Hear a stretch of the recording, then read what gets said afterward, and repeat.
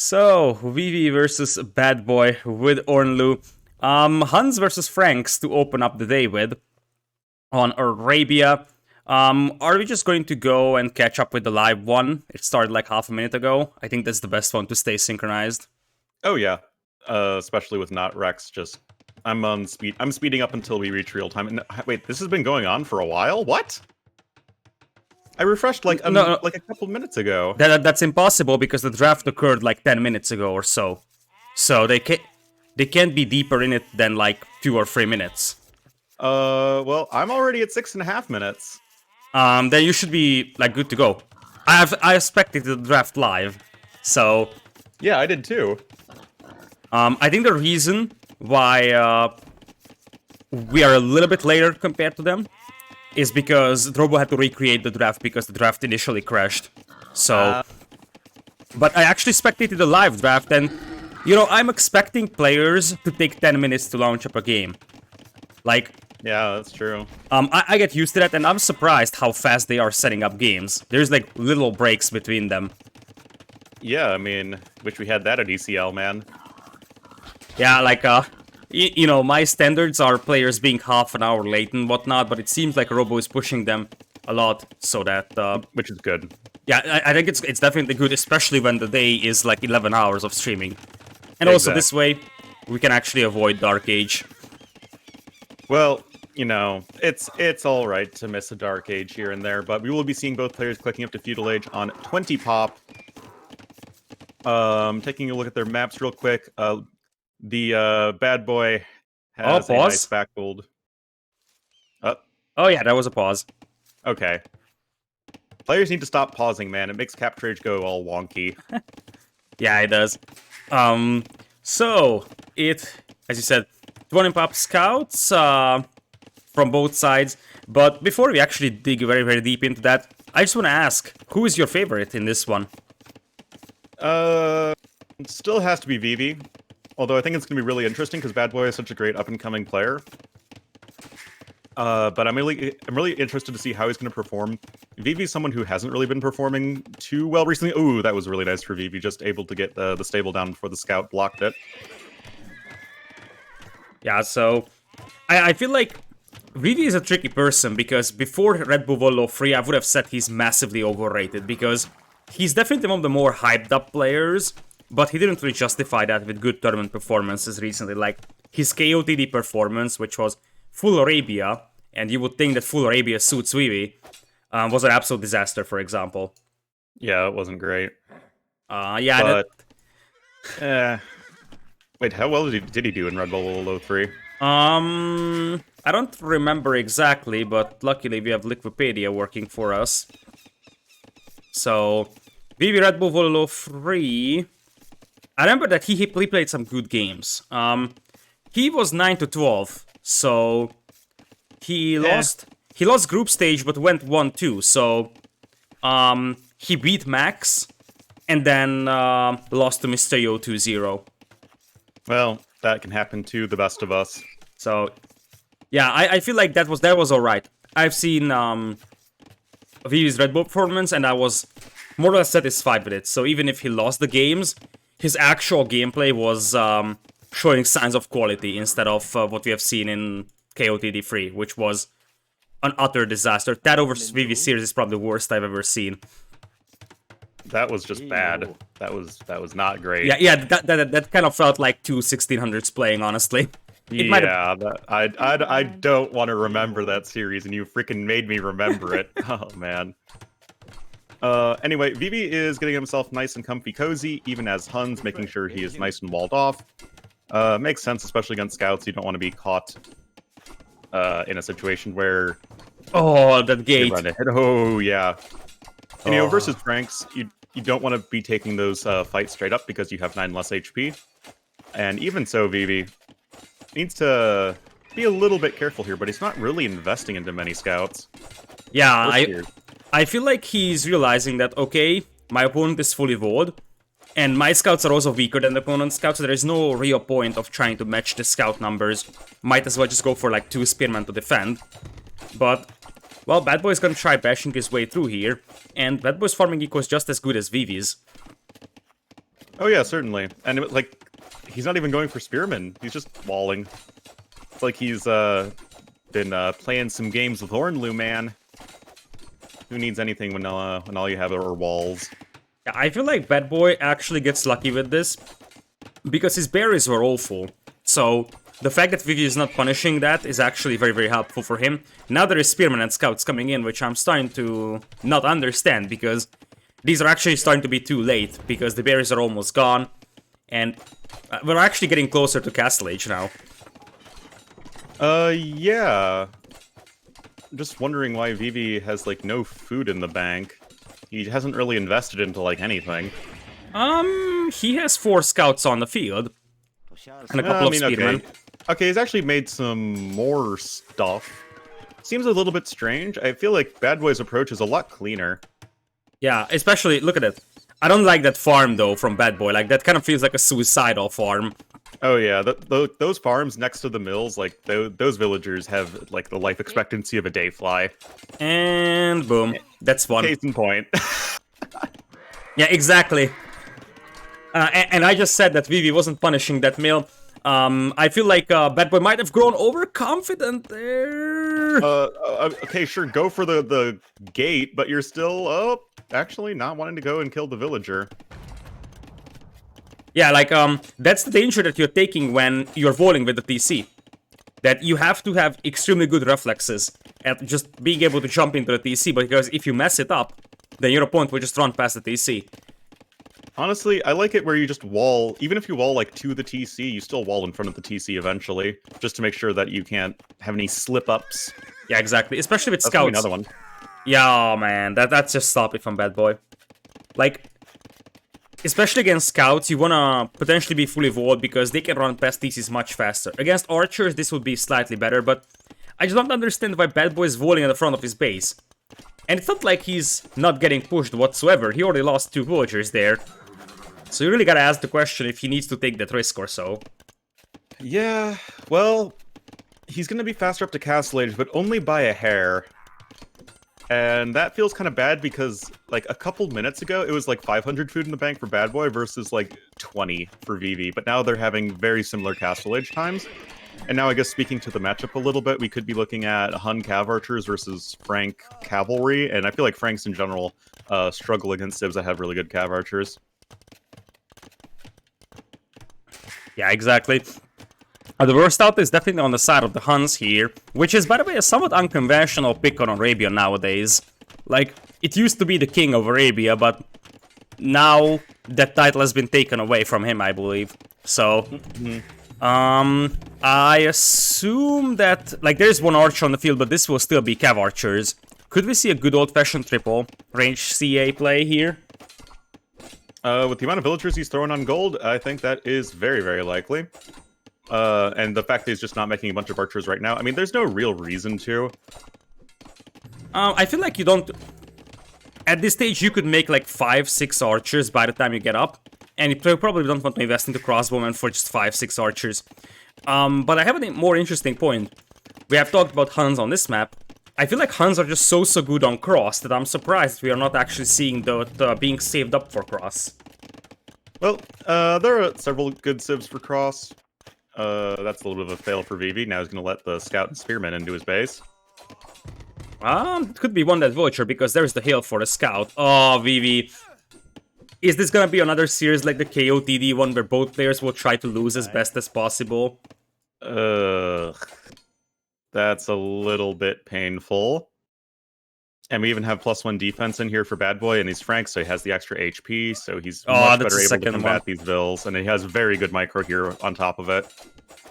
Yeah, like, the thing is that just as bad as his move was, to just let those scouts in, now Vivi also potatoed this one a little bit. Yep. But he is still working his way up to Cav Archers, and that, I think, is just going to be a very strong overall play. Instantly having both the Monastery and Siege Workshop thrown down here for BadBoy, so that could potentially delay his extra TCs a little bit. But at the same time, nothing like that coming in for Vivi himself. He just has a ton of Cav Archers queued up. Yeah, exactly, and as you said, the versatility is going to be there, but you have to be careful not to get overrun by knights. I think that if you compare this is somewhat comparable to like a Tatar Cav Archer play versus Berber's Night Flood on Gold Rush. So the early Cav Archers won't be amazing here, and you really need good numbers, and these guys don't even have numbering like Tatars do. But where they differ is that I think Huns are just better at massing up a ton of Cav Archers really quickly. Like, you can just keep these ranges pumping Cav Archers constantly. And that does make them a little bit better than Tatars in that sense, of just in this very, very early stage, although Tatars are also very good. But I think it does help you out quite a little bit. But and the Tatars are global banned. Oh man. Yeah, those Cav Archers, especially in low numbers, aren't doing much. But the Cav Archer counterattack is coming in as well. BadBoy is bringing Scorpions, and Vivi could actually... Oh, if BadBoy doesn't pay attention, he could lose a lot of Vultures here. If Vivi doesn't pay attention to his counterattack, then yeah, but both players could be taking some serious damage here. I love how BadBoy is splitting up these Knights. Yeah, it's doing a lot of damage, and honestly, at this stage, all the Cav Archers will try to run past the TC. That's honestly fine. There isn't even fletching, and the Cav Archers are fast. Yeah, exactly. That's perfectly fine. And the problem that you're facing right now, if you're BadBoy, is that you have a bunch of Cav Archers inside your base. But Vivi has also not a lot of Knights inside his base. And BadBoy's gonna have +2 in about 20 seconds. Honestly, at least BadBoy's on 2 TCs and he's got he's got spots to garrison his Vultures into. His opponent doesn't. Look at Vivi running out for resources. This could be one of those games where, you know, we could end up with 20 Vultures for both players after half an hour. Well, I feel like this is actually... It's more one-sided than you might think, although that's one dead monk for BadBoy. BadBoy's killed 15 Vills. Vivi's only killed 4. Whoa! Like, we're looking at a nice 11 Vill lead right now for BadBoy, so BadBoy's been doing a pretty darn good job of staying alive at home. Yeah, he did an excellent job, in fact. That second TC coming in early actually helped him so much, because he didn't have to evacuate his entire gold mine like Vivi had to. And, as I said, you were right about massing Cav Archers is great, but they can't hit those Knights without ballistics, without tumbling. Those are +2 Knights, and there's also Scorpions supporting. Yep, now they're being brought forward. And because Vivi went for that counterattack, he just has all of his Cav Archers split up, and that's not really what you want here, is the Cav Archers are a lot worse, you know, pound for pound than our Knights. Yeah, and in fact, BadBoy even went for defensive Siege Workshop. If this Siege Workshop was on the front, you could already see Rams coming out. But I feel like now he's gonna play a little bit more standard and passive because he knows he's got a big lead. Well, Scorpions are going to get some decent-ish hits off, but now the Cav Archers are reaching such numbers that they're going to start to be very scary for Franks to deal with. So you don't want to be too crazy. Yes, you can still smash this with a bunch of good Knights, but you do need to make sure you have your eco well balanced for that. And he has a 12 villager lead, so he should be able to do that. Yeah, so far, apparently Vivi isn't looking super sharp. The Cav Archer plays something I like, and you could indeed say that it's sort of a counter pick to the Franks here. But still, the start wasn't great for Vivi, and you also have to wonder if, like, this is Arabia, and you always expect Vivi to be having Arabia as his best map. Vivi is never known for, like, maps like islands or hybrid maps, so if he's having trouble on islands, he could have a big trouble in the series overall. Yeah, and BadBoy's actually a very good water player, come to think of it. I did not have a chance to see the map draft yet because I woke up 6 minutes after the hour, but yeah. Ooh, the box formation Cav Archers are running in, though. Well, the map draft isn't necessarily relevant, because it is just a matter of who has a certain home map. All the maps are being played in the final set of the qualifiers. There are 6 available maps, and the 6 will be played with home maps. I do think it's relevant because you can't pick your opponent's home maps, right? Yeah, so obviously. It does determine the order of the maps played, so it's not that big of a deal, but it's still something I think that's worth considering. A couple Monkers gonna try and convert some Cav Archers. Do you think investing into so many monks is a bit strange? A bit, yeah, because, like, you don't really want to convert Cav Archers one by one, especially because those are honey Cav Archers, so it's like trying to convert Mayan Archers. They would just overrun you with numbers. Conversion is always for expensive units. I've gone full monks versus Mayans on Arena and had it work out. You just need enough monks, man. Yeah, on Arena, that's a general truth. On Arena, you just need enough monks and everything can work out. Exactly. Ask Modri if you don't believe it. Yeah, just go triple monastery, and like the Mayan player will go for like ranges, and then crossbowmen or go like try and go for plumed archers. You just convert all the archers. A question.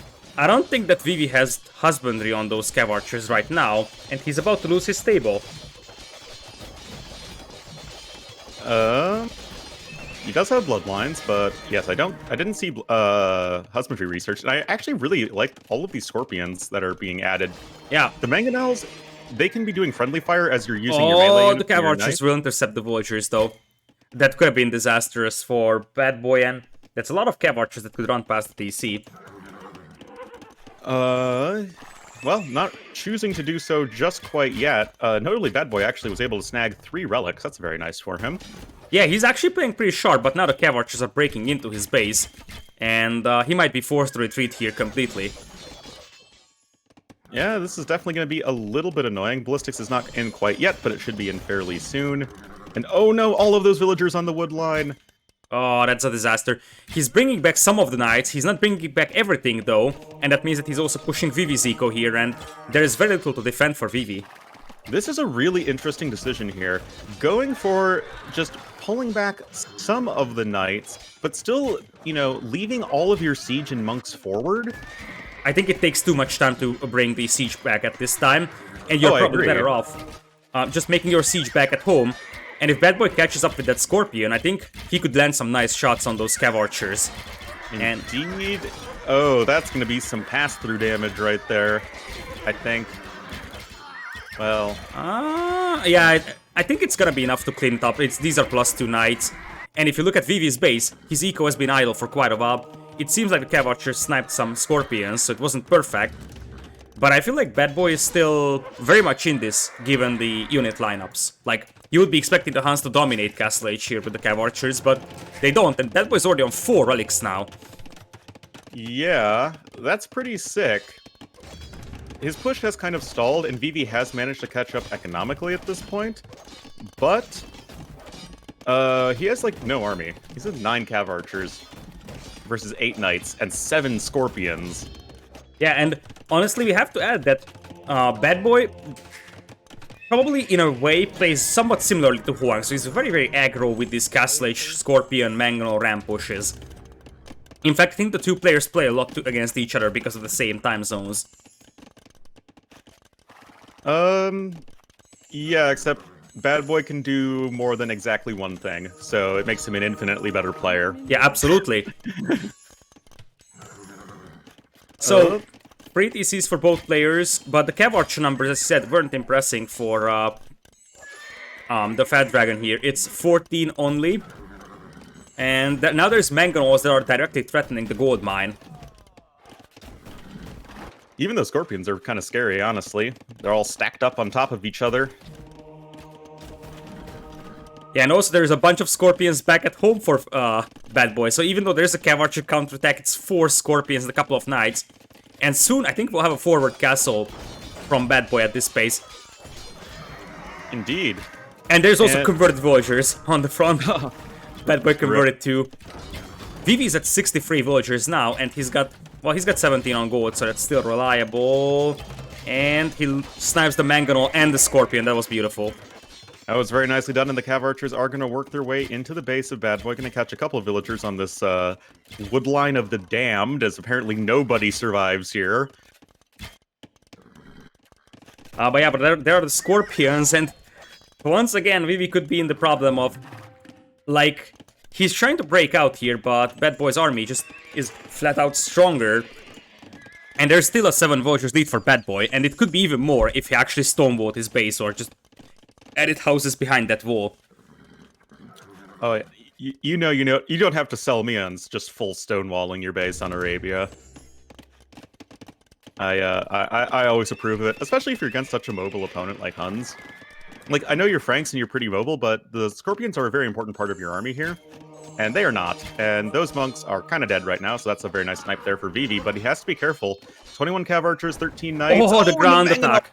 Perfect time. That was a beautiful timing, and another decent ground attack up hills. And I'm fairly certain those Cav Archers don't have husbandry. They feel too slow.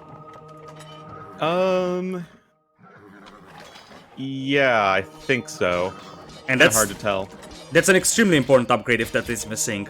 Like, the Knights can just chase down the Cav Archers if they have husbandry, and our Cav Archer player does not. And there's the forward castle attempted, but the Scorpions are a tiny bit mispositioned. Oh, if the Cav Archers aren't patrolling and they're just getting wrecked by Knights at close range. Uh-oh. That's a disaster for Vivi, I think. Because BadBoy isn't messing around, and there isn't really enough Cav Archers to stop this. And if the AoE forums have told me anything, it's that the Frank Castle drop after Knight's play in Castle Age is just unstoppably good. Yeah, but you have to be careful not to lose the Scorpions, because then it could turn into a Doubt Castle. The juice is running out for BadBoy here. Yeah. As the monk juice is running out for Vivi, because he's getting so many freaking conversions here. Uh-oh. Everyone who has doubt on speed dial, hit him up right now. 88. And all those vultures, that was like a legit Doubt Castle. No, the Doubt Castle came up, right? There is no guarantees it's not going up, but BadBoy, all the lead that he has had is gone. No army, no vultures. He went sort of an all-in here on this one and lost. Yeah, he overestimated his position. I think the conversions honestly sealed the deal, as Vivi was actually able to amass, you know, he's been making some knights. He rebuilt his stable, but converting all of the knights meant he was able to kill most of the Scorpions, and then the Cav Archers at the high ground. Yeah, exactly. Make a lot happen. Yeah, exactly. And now, BadBoy doesn't have... Like, eventually that castle may still be useful, because it's going to be hard for Vivi to just destroy that, but indeed Vivi could just wall it in if he wants to. I would just be sending a villager to wall that thing in right now. You just don't want that looming over you. Thumbring now coming in as well. Yeah, the Thumbring is actually very, very late, given the circumstances. And honestly, I think the only reason why Vivi is actually leading this game is because he took one good fight over here. That was a very, very good fight for him. I have to give credit to him for that. But everything else was in the favor of BadBoy so far in this game. Yeah, and Vivi definitely has a slight lead right now, but it's certainly far from unwinnable for BadBoy because he's kind of surviving BadBoy overchopped his wood line. That wood line could once again be the end of a lot of vultures. Come on, Lita. It's the wood line of the damned. That's a way cooler name. And it looks like BadBoy wants to imp this. Oh yeah, I'm like, he still has a strong eco, right? He said more villagers working longer, and 41 on food. So, yeah, his army, of course, costs food, but Vivi in exchange has to go for expensive upgrades like Thumbring. Vivi! I can safely say that my micro is just as good as Vivi's micro. Oh. That was a disaster for him. Next time we play team games, Lita, I'm busy, by the way. Yeah, that's not too great. It's funny because both players in this game have had moments of brilliance and moments of complete Titanic. Yeah, exactly. This one was a moment of Titanic for BadBoy, losing all those Scorpions. And the Mangonel, and now there's no siege supporting. But he's on the way to Imperial. Imperial Age! This guy! Yeah, but do you know what's gonna happen? Vivi's gonna drop a cast in his face now, I believe, with that stone. Yeah, of course he is. And also, no fletching, I think, is such a huge problem right here. Like, just get... Fletching and Bodkin are just... Oh, the gold mines on the right. Oh, my goodness. Hey. No! Oh, no. Ow. This is like playing against T-West, man. Oh, my goodness. Only Cav Archers. Cav Archer is a very, very fun unit. I also love yeah. playing with it. Once you get a good number of cav archers, you just feel so good playing this game. And you don't have to be a genius to see that there is a bit of a hole on the walls of BadBoy, who is teching into light cav, which kind of feels like a white flag to me here. Yeah, well, I mean, he is playing as Franks, so natural transition for this Civ. Yeah, I mean, you need gold right now if you're BadBoy. And did he not scout the gold? Okay, no, he did scout the gold on the far left of the map. He really needs to be getting to it, though. Yeah, he's moving out right now. And But 4 relics is great. yeah, but getting your vultures killed by cav archers is not. I feel like this is the typical scenario where I actually think that Lita, one good doubt castle deserves another. yeah, but behind this one, BadBoy is losing his entire eco, and I'm not even sure if this is a doubt castle for Vivi. I am reasonably confident that this is going to be a doubt castle. With all of the knight reinforcements coming in, yeah, this is, as the game would say, a castle of doubt. Well, that's 1-1 then. By the way, BadBoy lost his castle there. I don't think that he deleted it because he's still so low on the stone. Although, if you delete it 90%, you don't get much back either. But I feel like now Vivi has a firm control over this game with all those vultures killed. Though, played barding, and yeah, this is the time for BadBoy to shine. His eco is an absolute mess, but played barding Cavalier might actually save the day for him. Yeah, unfortunately, he was never able to grab Chivalry, which would have been just so nice. I feel like he's either going to just go to Vivi's base and, like, completely wreck Vivi, or he's just going to clean up this huge mass of cav archers before they can make it home safely and regroup with their army. And either way, this should be... Like, it's necessary for BadBoy to make a big play right here, but he has everything set up to make that play happen. Yeah, he's gonna have to reboom, though, because he's at 98 vultures. And he's also not taking down the castle, which is to be careful. I think he's doing the right thing, trying to clean this up, because Vivi is on the way to Imperial as well. If those are upgrade to Imp units, I think Vivi has this. Oh yeah, definitely. You just can't be dealing with 49 cav archers as Franks, not unless you have Paladin, and that is obviously not something you can reliably get to, ever. BadBoy's actually grabbing relic number 5, so we'll soon see if they... Oh, Vivi! That was awful. But he's up to Imperial, with still 46 cav archers on the field, because there is more. I feel like BadBoy is done here.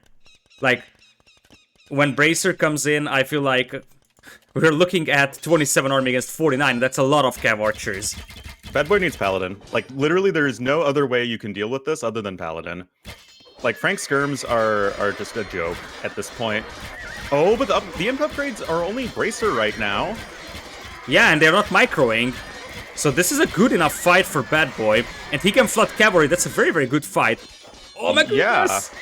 That's a disaster for Vivi. What is he doing? Oh my... Lita, are you sure you're not smurfing right now on Vivi's account?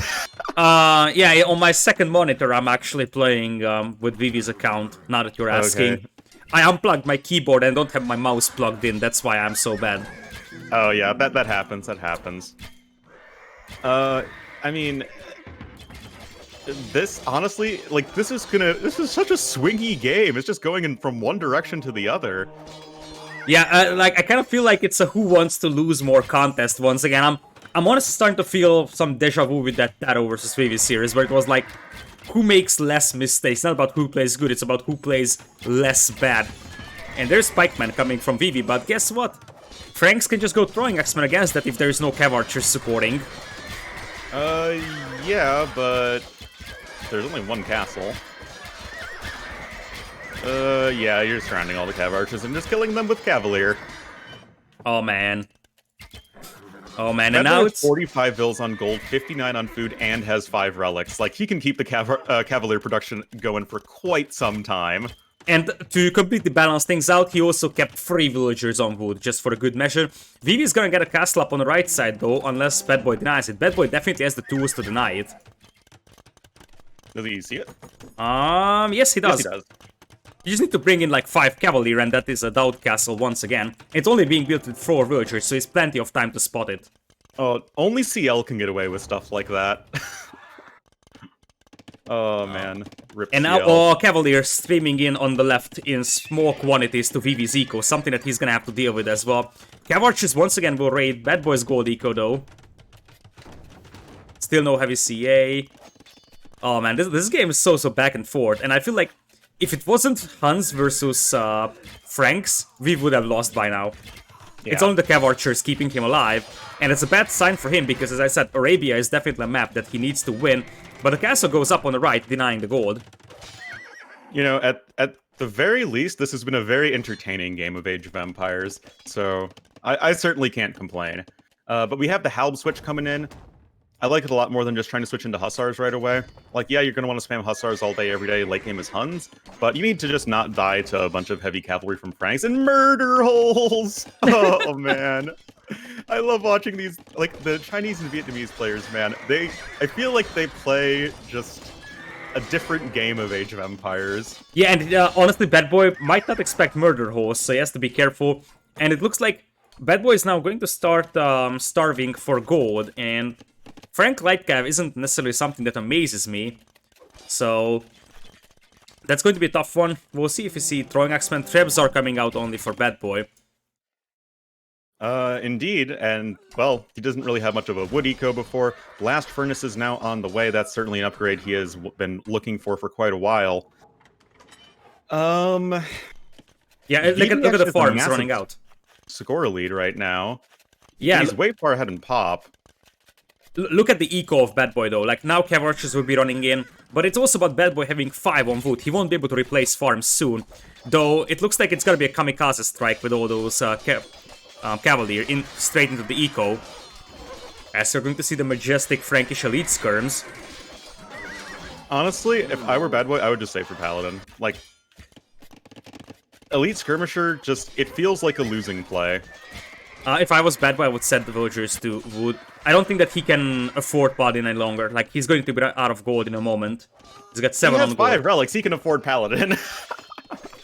Yeah, but that 5 relic actually is needed for numbers, I think. It's better to have 15 Cavalier on the field than 5 Paladin. True, but I would actually rather have 10 Paladin than 15 Cavalier. Yeah, but the numbers aren't like that. Yeah. So it's more like 15 Cavalier compared to 5 Paladin or so. BadBoy now balances eco, but 43 on food, especially when gold starts running out, seems a little low. And Tarkans! Yay, my favorite unit. Oh, Tarkans. The unit that TOS hates that I make. Just making these to help take down this Trebuchet, just as a unit to make. Yeah, the Tarkans are actually very helpful in this scenario. Like, they're fast, they are tanky. They also train really fast. So they actually train faster than Knights, which helps getting a couple of them out on the field really fast. They do train faster at the castle than they do at the stable, fun fact. I think even with the stable, they train faster than Knights do. Yes. Because that's why many deathmatch players in Hun Wars open Tarkans instead of Paladin. Also, you can use them to snipe buildings, which is also that's the other thing. Like, they're surprisingly good against buildings. They just eat stone walls.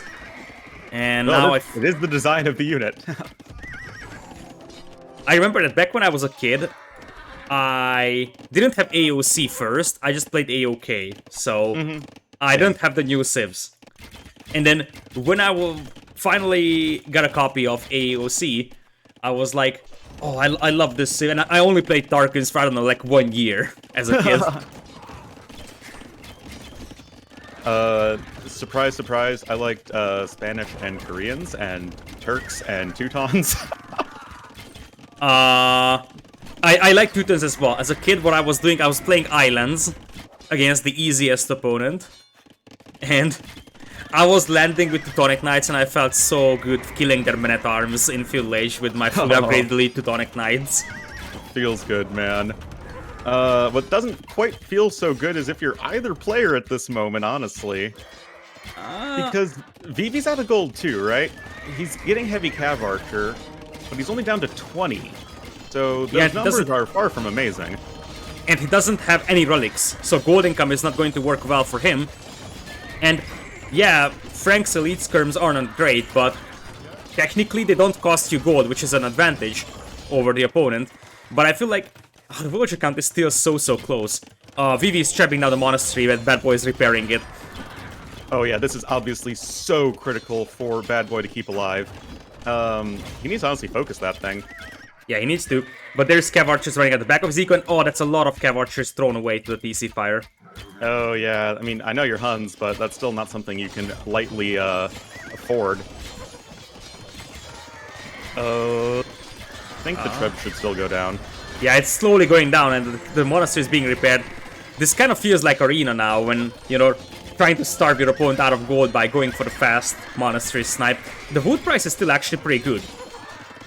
The BadBoy army count price is not good. That's not a thing, but it's not good. It's really bad. It's 6. Yeah, it was 1 5 seconds ago. I feel like, yeah, even like before this fight, I kind of felt like Vivi's taking over because BadBoy hasn't been able to hit that eco at all for the last 5 minutes, and I think that Vivi played better in post-imp. Yeah. Before that, BadBoy played way better, and if it wasn't Hans versus Franks, I feel like this would have been BadBoy's game, because one of the reasons why he struggled so much is because the Cav Archers are just so hard to catch with the Frankish cavalry. But Vivi, is this a pause? No, it's GG. No, wait, no. It's a pause. The fat dragon. Oh man, it's a pause. What is it with players and pausing these days? Oh, Lita, tab it to AoE. Yeah. And look at something that seems a little bit wrong.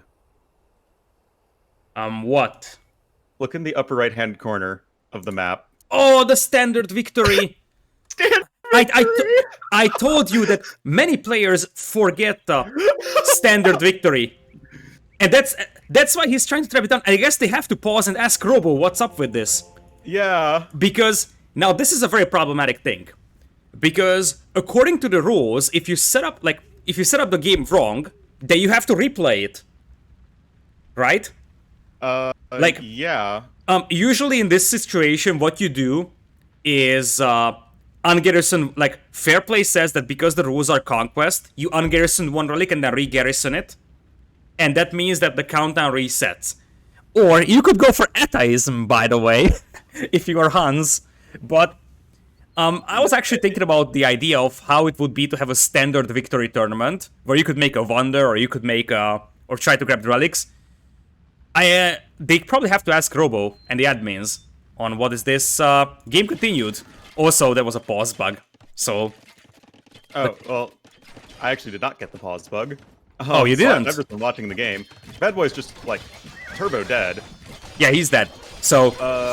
And honestly, I don't think it matters. Yeah, the monastery goes down. So. Do you know what is actually part of the cause of this? It's because the default, if you like go to like RM and it's like, you know, use the default settings for this game mode, it puts it on standard victory. Yeah, exactly. For no reason. I think the annoying thing is that it actually prompts you and asks you, do you want the standard settings? Yeah. Or like, not the standard settings, but by the default settings, that's the word. Yeah, like, BadBoy is so dead. Like, he's got 0 army. I think he already quit the game. Yeah, no, the game's been over for like a minute. Yeah, I just got caught up, but I mean, the last 1 minute, he was just losing vulture after vulture. I wonder if he actually tried keeping that monastery alive and then justifying his claim that, hey, it's standard victory, and I'm like, but come on, that even if he wins that way, that at worst would have been just a restart. Or a replay, because that is not how it's supposed to work. So, the interesting thing is that if you play Empire Wars, for example, like you played Red Bull, then you come back and want to play random map, then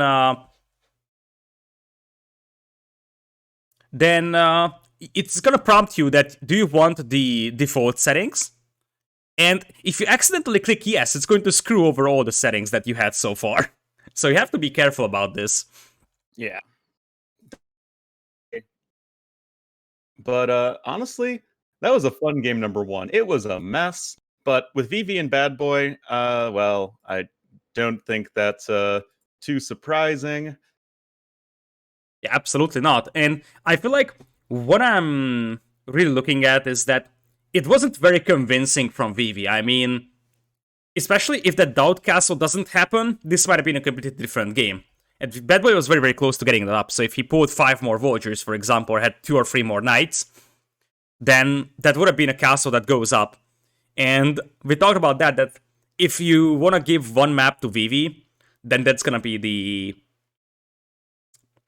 Arabian. You see his maps now. Bay, Hideout, Gold Rush. He's going for those long, land-focused maps, whereas BadBoy is more like, okay, Cross, Islands, and Slopes is probably his aggro map. So, civilization-wise, we know that BadBoy loves to play with Tatars. So Vivi actually went for Tatars ban. And there is the deal with BadBoy's snipe and global ban. I don't like BadBoy's Mayan ban. Because against Vivi, you kind of have to ban something else. Like, for example, Spanish. Vivi loves his Spanish. And you left Spanish, Lithuanians, and Aztecs available alongside Mongol and Khmer and Vikings. So, Vivi's lineup of Civ is actually extremely strong. And also, you know how you're supposed to like restart capture in between games? Yes. Thank you for reminding me. I somehow had 3. I quit Capture Age, and I somehow have 3. And we lost Ornlu. We had 3 something, but we will never find out what. Lita. Yeah, back I am. Hello. The whole time. So, you had 3 of something. I had 3 instances of Capture Age running in in my task manager. I have 6, 7, 8, and there's also a memory leak issue. Like, yeah. For example, it did happen yesterday as well. I had no issues with Capture Age. I finished casting. 2 hours later, I was playing another game. Capture Age was long closed, and suddenly Capture Age starts eating like 20 gigs of RAM, and I'm like, I'm not even... When it first happened, I got scared because I thought my computer just broke down, because, you know, when you're using 100% RAM, everything is like super, super slow. Yeah. But now I'm not even getting surprised. It's like, oh, the casual... oops, I forgot to reclose Capture Age.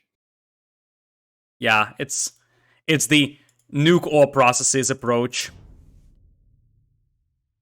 There is no game yet, I believe, and Robo is probably gonna post if there is. So let's hope that they actually are swift enough, setting up the games as well. But you know, real talk, that was your talk is so real that once again you disappeared. But what's gonna happen is that we'll switch Discord servers then. Yeah. Hello, test. Okay, we're actually US Central. I was casting yesterday with Memb, and we also had some Discord issues, so we had to use like a Singaporean server for Discord. Man. I just realized you can switch servers manually. I didn't know that, and that helps quite a bit. Oh yeah, but a really fun game number 1. It was really messy well for like this series, because I think we could be in for a very fun series. Yeah, we definitely could. So, I feel like the real deciding factor in this series is, as we are going to 4 lakes, is... I believe the map's called Cross Lita. And the victory is on Conquest. So, this time there's going to be no Relic victory, but... Yeah, to be honest, that pause to me really felt like someone had to ask Robo what to do if BadBoy wins. Like, it could have been Vivi asking, or it could have been BadBoy asking, hey, can I just, you know, win the game if I have relics? Yeah, I mean, it's, you know, I wouldn't say it's exactly honorable, but he's a bad boy. I mean, it's in his name, right? Yeah, and we know that BadBoy doesn't shy away from just, you know, going for the brute force with it. Same thing with Tatars. Like, when Tatars were OP, he was playing Tatars 24/7. And everybody, I remember all pros were very salty that Tatars were so strong, and BadBoy played only Tatars. And they're also really fun. They're fun to play, there is no problem with that, but most pros were freaking out. Humans, which was boring and also super OP. So, like, if you think about it, at some time, BadBoy, I think, was like close to the top 10 in terms of rating because of Tatars. He's actually still really close to top 10. Yeah, interesting because he kind of came out of nowhere, or at least he hasn't really had a lot of 1v1 performances. He might have been around in team games, but I actually have to check his Wikipedia. But really, basically, the first major tournament he actually tried playing in was Red Bull Volo 2 qualifiers, and he lost to Miguel there very easily. He played in Big Nomad Cup, Empire was, but these are smaller tournaments. Like, he never actually had any. Hold on, did you just call Big Nomad Cup a small tournament? Yes, I did. Creme de la creme of AoE 2.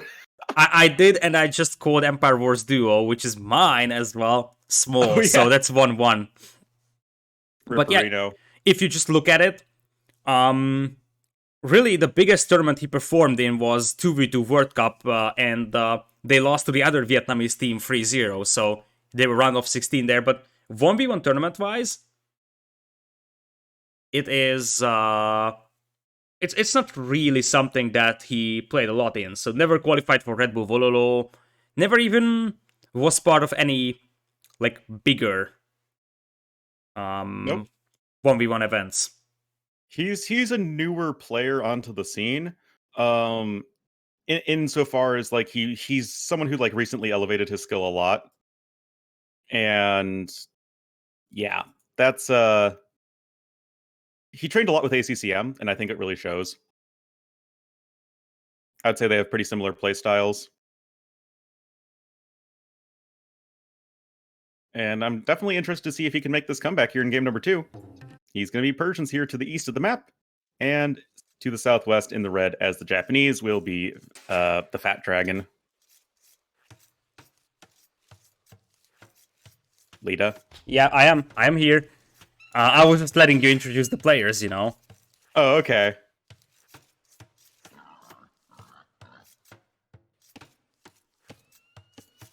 You can say stuff. Yeah, hello. Okay, wonderful. So, Japanese Persians, interesting setup because Japanese are mostly... What is that? That's just a pause. Once again, Vivi is pausing over here. It's 2:40. I wonder if he actually is planning a restart. I wouldn't necessarily be surprised, although you would probably wait a little longer with that. Because Vivi's map isn't necessarily great. Like, defending this is a little challenging. BadBoy's map is actually much worse, I believe. But it is very possible we could see a restart over here. So, the thing is that Japanese is sort of the archer brute force civilization. But Persian cavalry is so good dealing with archers. I think the problem that Persians will be having here is an early Japanese pikeman switch that they won't be able to react to. Yeah. This is like the classic matchup for Cross. And I think it's a very even one. I actually think it's just a very good one in general. I think both civs have their strengths and their weaknesses. Yeah, absolutely. And I think both actually have a very strong win rate on this map too. Yeah, we can actually look at the stats. So, on 4 lakes, Japanese have a 33% win rate only, 4 out of 11 games. And for Persians, it's 43% as well, 3 out of 7 games. So, well, clearly, I didn't remember looking at the stats that Nerfox gave me last night. Yeah, honestly, this is why I was asking about the Huns. Huns have a 62% win rate, one of the highest ones. Lithuanians with 80% win rate. And those are actually pretty reasonable sample sizes. So I feel like Lithuanians, Huns just feel more natural on this map, so to say. In my opinion, I think the win rates are not the biggest of deals. And I was telling Nerfox this last night. I think that win rates are going to look kind of goofy in a qualifier because most of the matches are incredibly one-sided. So it's a matter of like who is like drafting what, and it's like, is the better player more often drafting or one civ or the other? I think that as time goes on, we're going to be seeing less civ variety and more balanced win rates, closer and closer to 50%. Yeah, that's true, although you can see why Huns or Lithuanians were so strong in this map, so I feel like those win rates can be justified with the unit composition and the builds that they can use. Lithuanians fast talk, they can also go for Cav Archers. Hans with the Cav Archer play, we have seen that working out so well. I totally agree that the stats are a little bit misleading because, as I said, it was qualifiers. But it's actually tricky for this event because you just don't have a lot of games which are very, very even, if you think about it. Because the main event is gonna be, what? 8 plus 4 plus 2 plus 1 series, if you think about it. So before the grand finals, we'll have a sample size of 13 sets only. And some of them could also be somewhat one-sided, depending on the matchups, right? Oh, yeah. But what I do think is telling is the pick rate. Because it's going to get less and less diverse as time goes on. And this is already one of like the least diverse pick rates I have ever seen in any tournament with a draft. Yeah, absolutely. It really seems like as much as the intention is there to diversify the civs, I feel like just the nature of these maps are put in a way that there is inevitably going to be 3 or 4 civilizations that will be better than the rest of them. So we'll see what happens in the main event because we'll have 5 other maps which will completely change the outcome and potentially, like, if there is new maps, let's say where Lithuanians are stronger, we might see Lithuanians picked less on maps where we have seen it so far. So Game restarted, by the way. What? Yeah, I know. No, it didn't restart. Sorry, it resumed. You actually. I used the wrong word. What I was about to say is that BadBoy didn't leave his Voyager on the box turtles there. He used the Dock Voyager to bring in the board, but I feel like that's sort of a mistake at this stage. Like, that Shorefish is just so nice of a food income. Yep. I think it's so nice because it's another source of very consistent food income in Dark Age when it's, you really want to have that very consistent food income just so you don't have, the less you have to force drop stuff, the less idle eco you have, the better. So I do think that's a bit odd, but both players with their early docks in the eastern 2 pawns of the map, also Vivi around a villager ahead because he actually docked first. Actually, that's the other way around what it normally is. He went to Japanese, so he can afford that dock earlier, probably. That was the plan. Yeah, but he's against Persians. Persians afford the dock the fastest. Yeah, but I feel like BadBoy didn't go for a fast dock play here for Persians. That felt like a little bit late of a dock. Feud leash times are actually very, very close to each other, as BadBoy wants to go for a sneaky dock, but I've talked to Memb about this yesterday.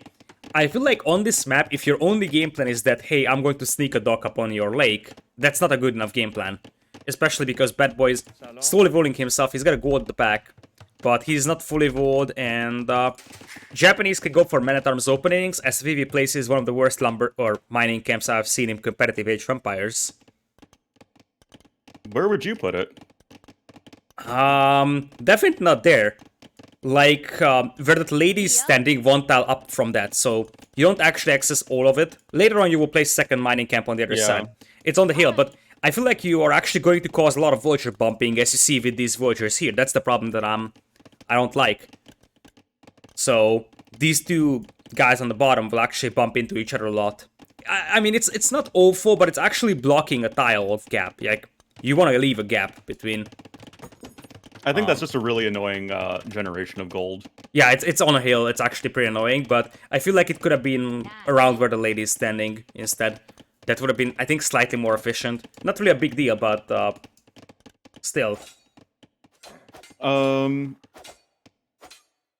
Yeah. Anyway. So, dock is up. Like, the sneak dock, not the most, I guess, consistent of strategies, but it's up. BadBoy got it up. And that could definitely be an issue. Vivi is just going over to the western lake. But he's got Japanese fishing ships, so that helps quite a bit at, keeping them alive.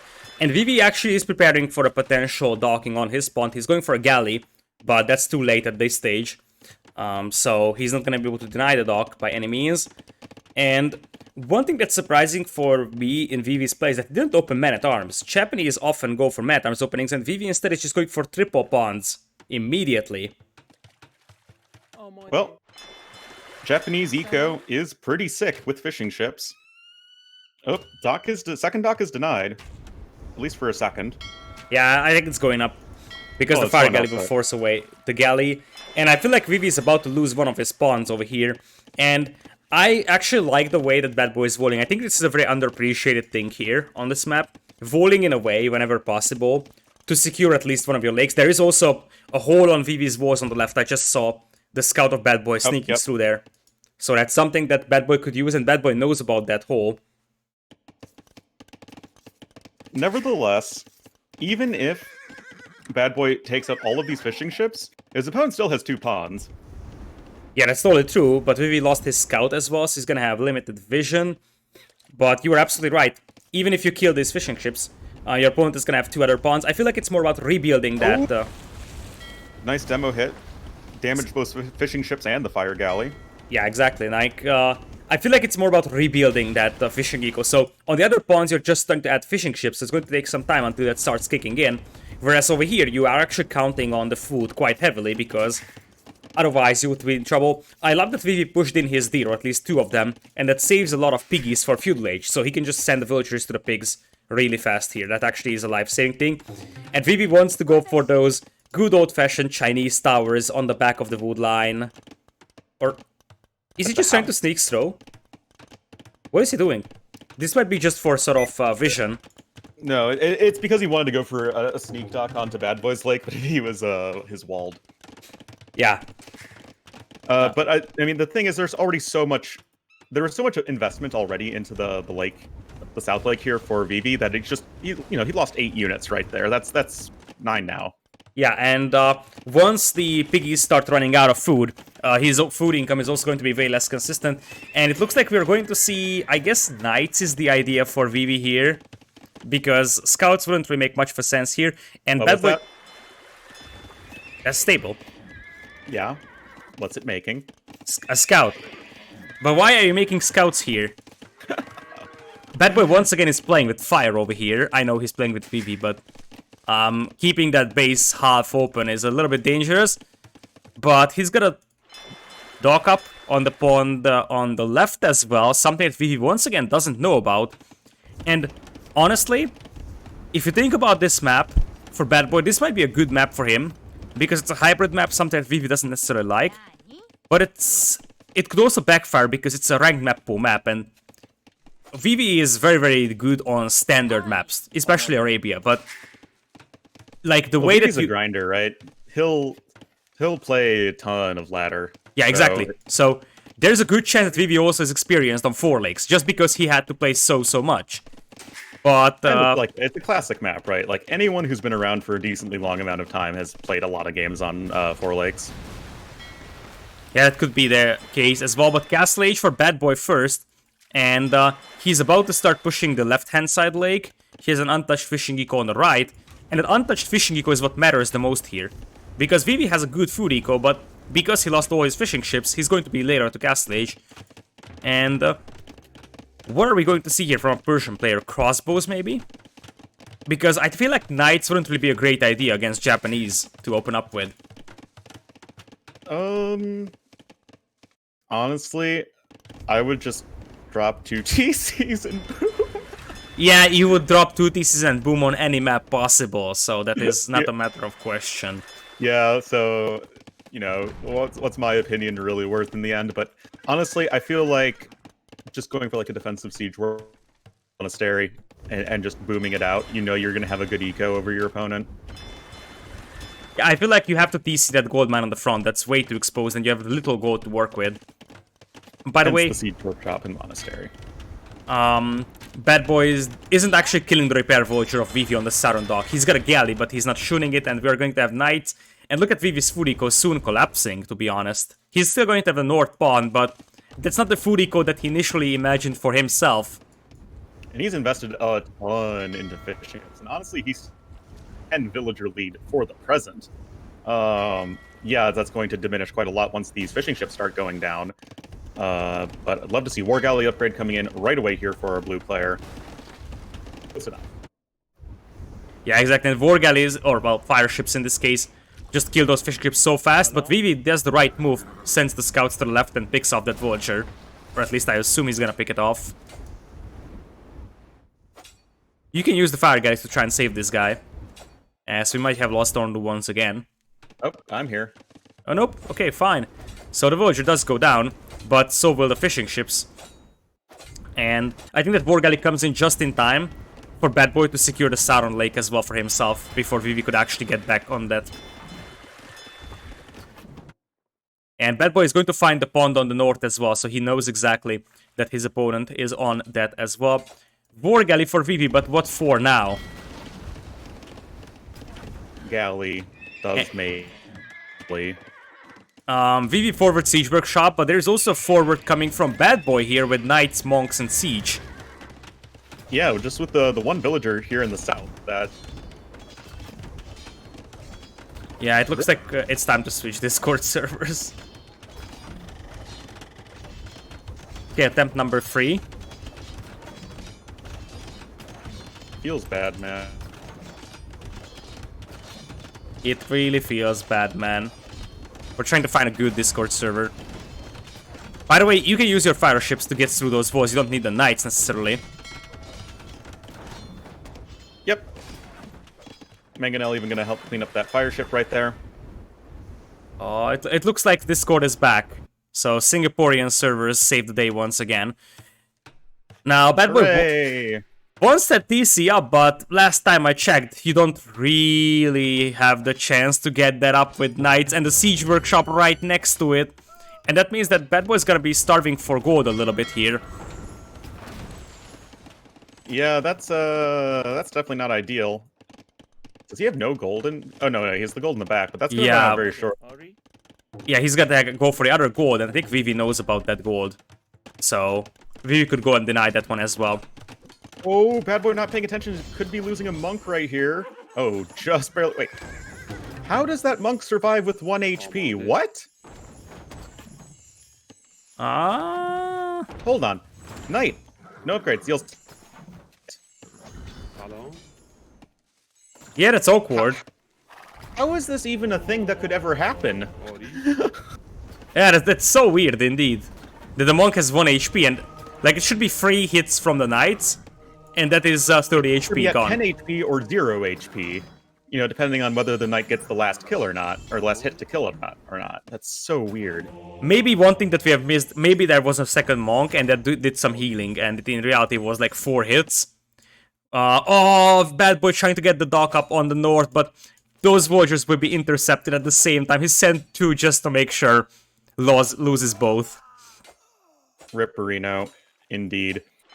And he could also he could lose the dock foundation as well if he doesn't cancel that building. Okay, he does. However, we're still looking at a situation where the eco is pretty much even, and the KD is way in favor of BadBoy. He has been taking far more efficient fights. Although Vivi is on the 3 TCs, he only has 1 pond, so he can't really make use of his Japanese fishing ship bonus for too much longer, at least not in its full glory with having deep fish. There's only 2 left, and, well, that level of overfishing is very reminiscent of the 21st century.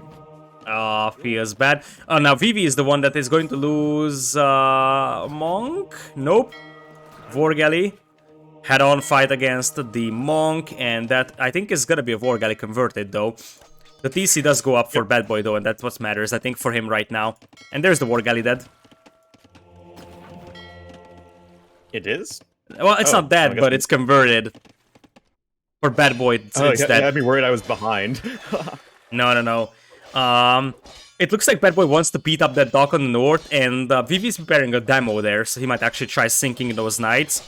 And honestly, the military numbers aren't impressing me here, so Vivi is sort of booming right now as he intercepts another villager on the right. But his boom isn't really showing. His opponent is also on 3 TCs, Vivi is now on 4, but BadBoy in exchange has all the pawns, basically. And the army numbers are much better for BadBoy. Vivi has lost 17 villagers, and that was a demo ship hit. Well, I guess the fire galley, or fire ship rather, is going to be just immolating those knights in their own armor. Yeah, but there is going to be a dock coming in, and I don't think that BadBoy is going to be denied from that. And he could also sink all of those fishing ships, although there is a demo.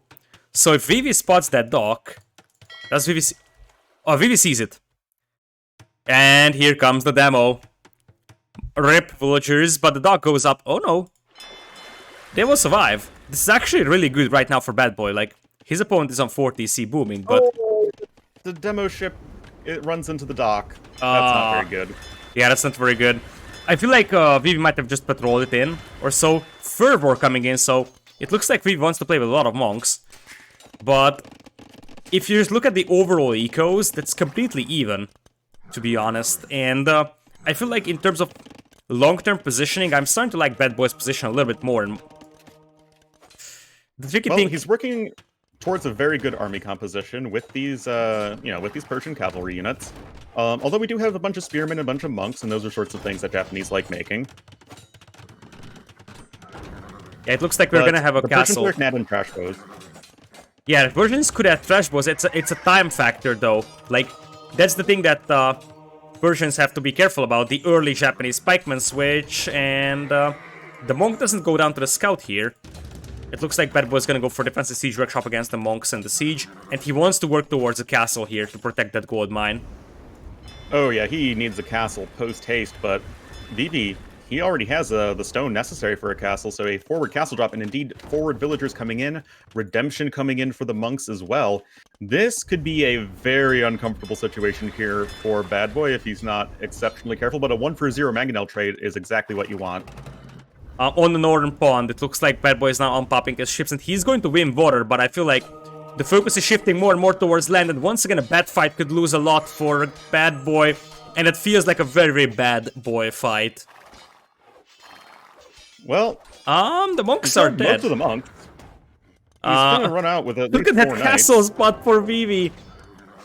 And he can't even make it. He can't even make it. Mangonel will need a ground attack.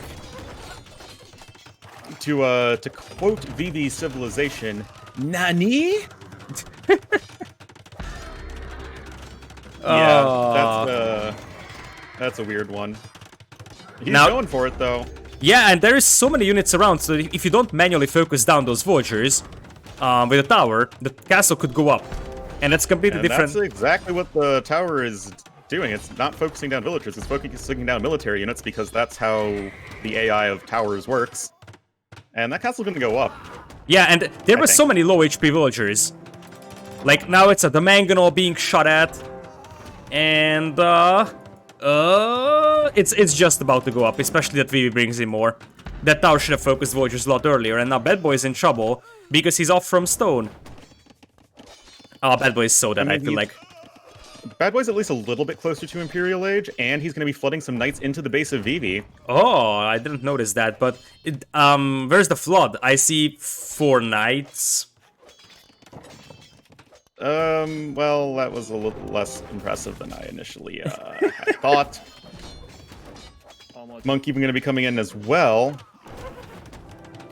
And things are definitely kind of uncomfortable, I would say, for BadBoy, because he just doesn't have any stone, because apparently the theme of Hidden Cup 4 qualifiers is let's have everybody make Ornlu as annoyed as possible by never mining stone, so you never get a castle at a reasonable time. Yeah, it looks like BadBoy is gonna go up, but he lost his other stone miners as well to a knight that was raiding it, so he's gonna be an imp, but he won't have a castle to trap down buildings with. And I feel like Vivi wants another castle for himself soon. In fact, look at all those villagers on stone.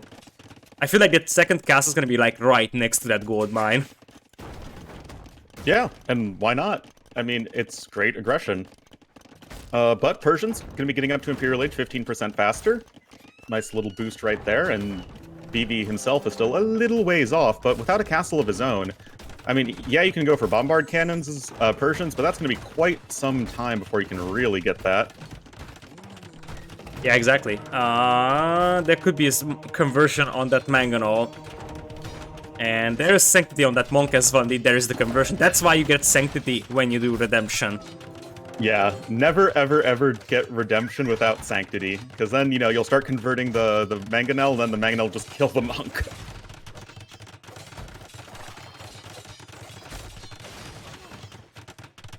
This is kind of tricky now for BadBoy. He has a nice score lead at the present, and he's much faster up to Imperial Age, but what does he actually do? What's he going to do with Imp? Good question. If he had stone, he would just make a castle and go trebs, but currently he is barely able to access gold, and like Vivi isn't far away from no Imperial army. either. The army of BadBoy is exclusively navy, and he's losing villagers to knights. This is actually like, are you just dead now, BadBoy? Yeah, he is. He's totally dead. I feel like he wants to go for like knight hand cannon, but he's losing the stable to conversion. This game feels Omega over because he's gonna be having the welcome to Imperial, now you are dead situation. Oh, he's even letting these buildings get converted. That's really sloppy. TC will go up. I just don't know why he's not making... Okay, he's just going right into chemistry, but that just takes so long, man. Yeah, that takes so long, and as I said, he's in Imperial, he wants to go hand cannoneers, but he's gonna get overrun by knights now. Like, hand cannoneers would be great against the pikemen, but now worst case scenario for Vivi is that he switches into Arbalest, and he's just gonna steamroll everything. In fact, that's the plan, I believe. Yep. I mean, makes plenty of sense. I like this late Castle Age Knight play, though. He knows his opponent's, like, skimping out on as much army as possible, and he's not going to be making a ton of monks as Persians, so just go for a bunch of knights, and just run into your opponent's eco and kill everything. So I actually think that was a very smart decision, and it's certainly one that's going to pay off. Of course, Oh, I do Samurai! think... Look at that majestic Samurai. One of the best boy. models in the game. Not oh boy, it's bad boy, not oh boy. Oh, yeah. Oh boy for the Samurai. Bad boy, not too happy about the Samurai. Yeah, and honestly, as convincing as the previous game was, as Vivi's dropping another castle on the left side of Bad Boy's base, I feel like as good as the previous game was from Bad Boy, this was sort of a disaster for him. And I feel like... Well, he got himself into a really good spot. It's just like, once again, like, early on, Bad Boy seems to be doing really well, but he just can't close the deal versus a player like Vivi, who seems to be a little too resilient. Yeah, I feel like the main problem that you're facing here with Bad Boy is that I really feel Persians are a bit overrated on this map. Like, Japanese just have a so natural switch into pikemen. You know the Persians will be playing knights, and they always seem to die to this switch into pikemen / halberdier from Japanese. And Well, that's why you just gotta go for trash bows. Like, yeah, but the trash bow transition takes so much time. That's the problem, that you start transitioning to trash bows, and your opponent can still go for arbs. Well, yeah, but like, you can still just drop a defensive castle and still get a better Imperial Age time. I mean, it's not impossible at all, especially if you win water. Yeah, it's by far not impossible. I'm not saying that. I'm just saying that I feel like Persians seem a lot weaker to me than Japanese are in this scenario. I'm still a Huns fan on this map, or Lithuanians, but I would probably prefer like, Japanese. The Lithuanians are like insane on all these maps. Yeah, obviously. I do feel like a lot of it comes down to... I don't know about how you've been perceiving things, but I feel like so many players are way too slow in getting onto stone and getting up defensive castles if they are trying to get a good eco. Absolutely. I also felt like players are focusing so much on, you know, actually getting resources and units on the field and not castles. And oftentimes we have seen players being so late to stone that they're just unable to go for a defensive castle. And at this pace, soon our blue player is going to be called Dead Boy and not Bad Boy. Yep. Turns out Arbalests are pretty darn good against hand cannoneers, and that's really the only sort of army that Bad Boy has. He's also down by 30 villagers. Yeah. Oh, he also has like a bunch of... All of his fishing ships are idle. He never made fish traps. Oh, man. Oh, man. I feel like this is also a very APM intensive thing, and I think that the late game APM of Vivi is still better than his opponent's one. So, yeah.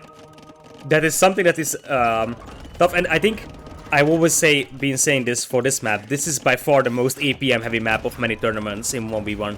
Like, potentially fighting 4 lakes, multiple positions on land. There's a couple of bombard cannons defending, so Bad Boy is still believing, but I think the Arbs will shatter all hopes here for him, as he's going for elite skirms with Persians, which is less than ideal. Indeed. Arbs just firing a lot faster and more accurately, and that is pretty good. And also, the skirmishers won't have Bracer. And indeed, BadBoy is now officially Dead Boy. And Vivi? I don't think Vivi's playing perfect. Like, he lost his fish very, very easily in the Arabia game. He also kind of, for example, let those knights break through and lose like 10 villagers to them. But he's playing better than BadBoy, and that's exactly what is needed for this set. But obviously, if he gets to the main event, he needs to step his game up a little bit. For now, it seems like he's well on his way towards the main event. Yeah, looking quite strong with a nice 2-0 lead. BadBoy, well, actually both players had negative KDs, a little bit awkward, but Monk's doing a ton of work here for Vivi, and he still had the stronger eco. Yeah, absolutely, but I think that comes down to the raids with the knights at the end. So he killed so much land eco from his opponent, and remember that the BadBoy never transitioned to fish traps, which obviously hurt him as well a lot. Look at that stone gathered from BadBoy. That's a sad stone gathered count. What is that? 793. Stone gathered. 7? In a 44-minute game.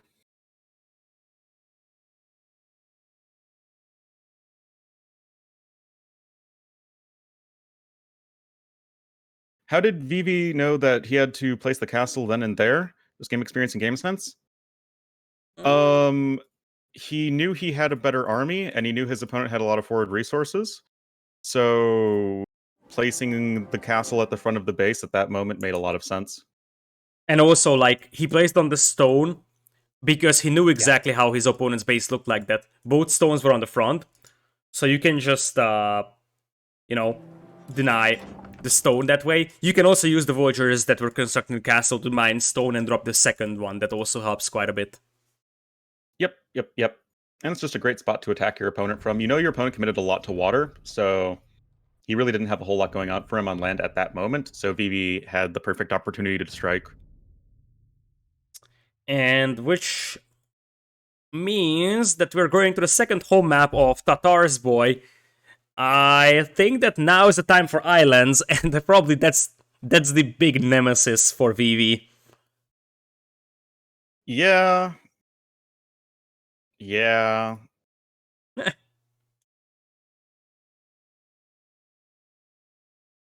Like, as soon as the castle went up, everything was over. Yeah.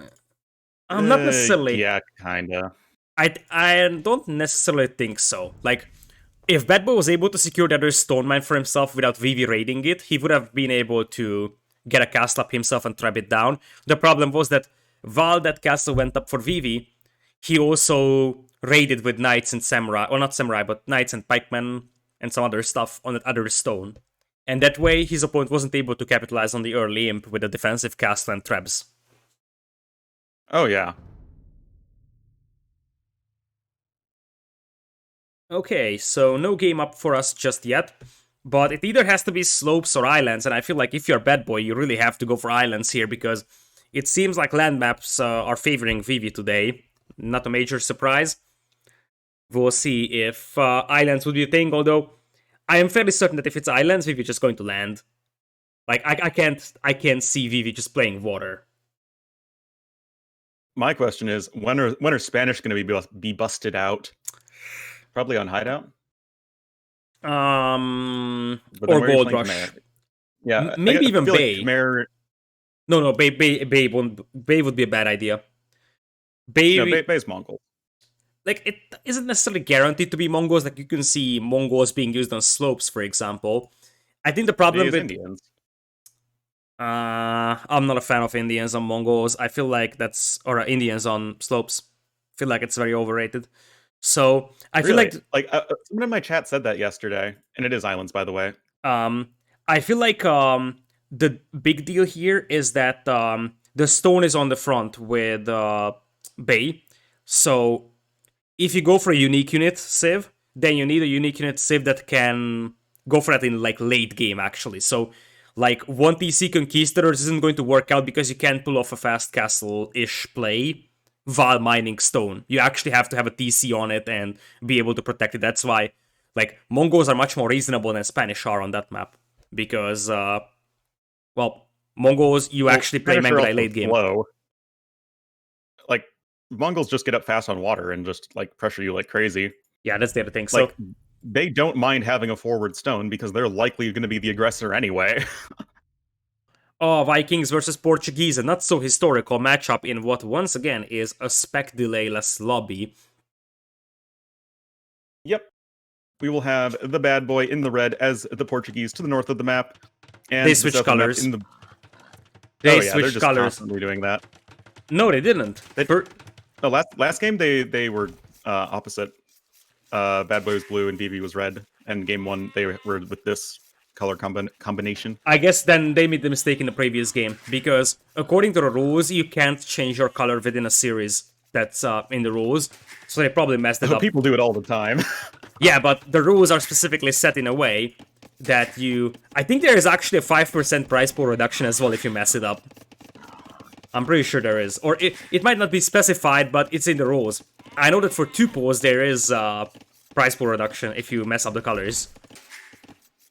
Oh, yeah. And I did forget to update the score, but that is fine. So, going towards Islands, not a map that we know Vivi's going to be super comfortable with, but he's playing Vikings. And if there's ever a civ that you just want to actually play a water map and not go for a landing, I feel like it's Vikings. True. And I think one thing that we have to add is that, first of all, Bad Boy's map is awful. Like, what is that peninsula? Hello? That is an absolutely horrendous map generation for him. You can basically count those 2 wood lines as useless.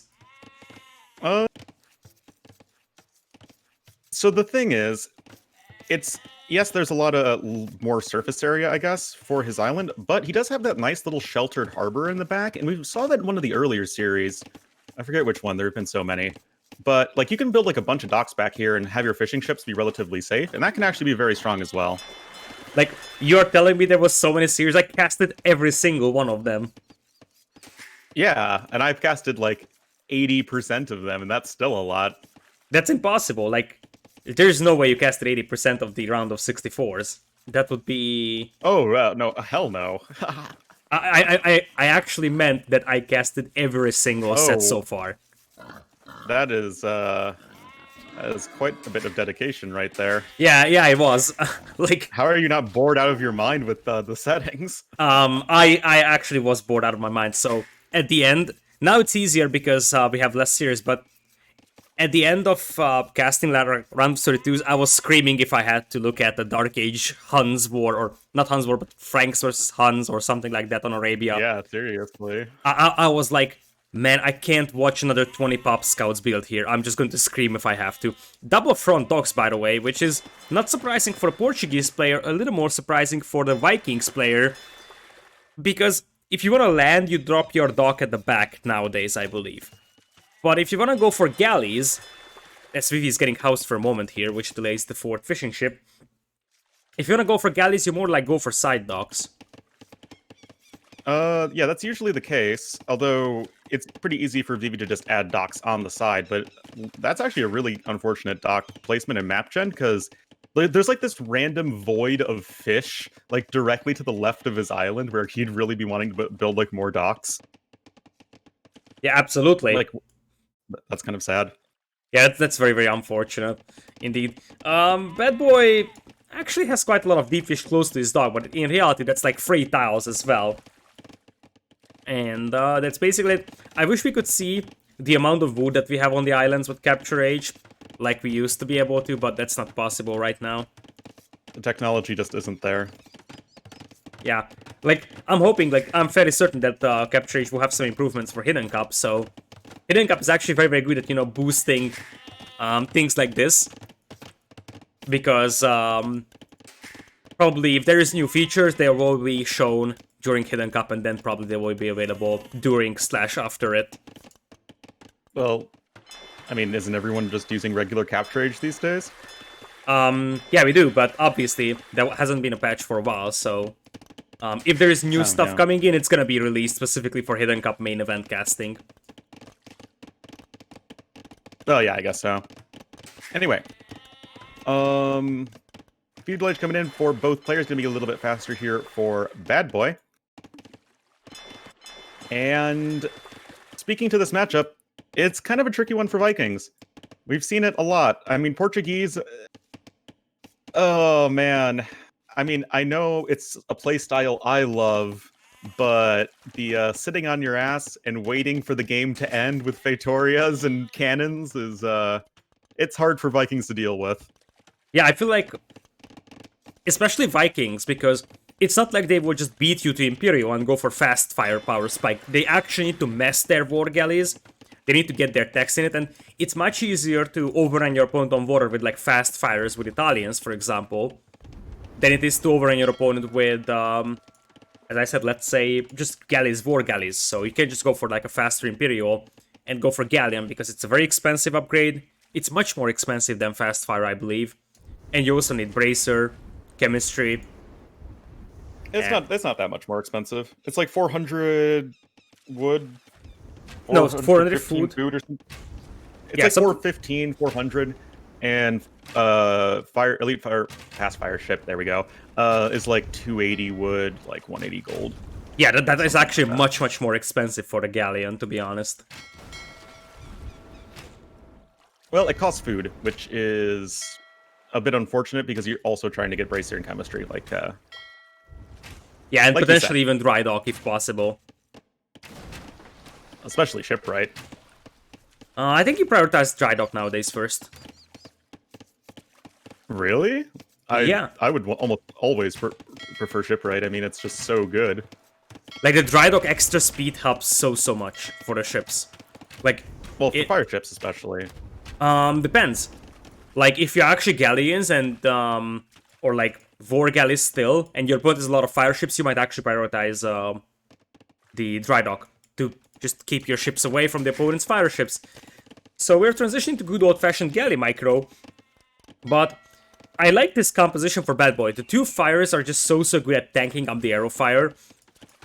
Both players keep free fishing ships alive, but Portuguese galleys are cheaper, and Portuguese galleys have more HP. Just, like, it's one thing that, you know, you have the Fetorias and whatnot, but they have a lot of water-related bonuses. Oh yeah, like, I would literally be down with banning the Feitoria for this event. Portuguese are still going to be picked on water all the time. Yeah, it just does not create compelling Age of Empires watching. Yeah. I feel like it's very funny that in the first round of the qualifiers, as I said, I casted all of them, so I have a pretty good, you know, sample size of data on that. That everybody, upon seeing islands, banned Italians. It was always Italians ban or Italians snipe. And by the second half of the second round, suddenly Italians bans just start to disappear as Portuguese start to show the power. But at the beginning, everybody thought Italians is better on water, and now I think it's clear that Portuguese is far better. If you play it right, obviously. I don't think it's a matter of Portuguese, like, being insane. It's just that in super late game, if you can stall it out, you just have an auto-win button. Yeah, that's one thing, but I still believe that the combination of cheaper units on gold, that actually helps a lot as well on a map that is running out of gold eventually. The higher HP, the extra Pierce Armor on the Galleons, which means that you have cheaper units in post-imp. I think post-imp is an automatic win. Well, not automatic win, but should be a very big advantage for Portuguese, with higher Pierce Armor on the Galleons, higher HP, cheaper Galleons, and Fetorias. That feels undefeatable. Unless you're dark and just way over-invest into Fetorias, yes. Yeah. But anyway, hold on. Vikings, their warships are even cheaper than Portuguese. And, well, a little bit of nice micro here and there for both players, but Vivi is ultimately going to be 4 villagers ahead right now. And you also have to account for the fact that he has wheelbarrow too, so that's a big eco lead, as he's selling his stone to go up. 2 farms. These 2 farms, man, they're going to be like 10% faster than the 0 farms of BadBoy. Yeah, I mean, wheelbarrow doesn't just give you that boost. It actually just gives a general eco boost. Obviously, for example, I think it matters the most for the wood lines. Carrying more and walking faster helps when it comes to using these more depleted wood lines like the one that BadBoy has. So Yeah, obviously, it's just a nice small eco boost in every area other than farming, and it's just like a straight up like yeah, faster food income for farming. exactly. And Also, Vivi actually skipped Loom up until this point, so that's actually been like an extra villager lead he's had. yeah, that is correct. As both players are going into Castle Age here, but BadBoy does so without selling stone. Galley numbers are looking much more convincing for Vivi though, and I think the overall condition of those ships are much better as well. If you take a look at those, look at how he's repairing these.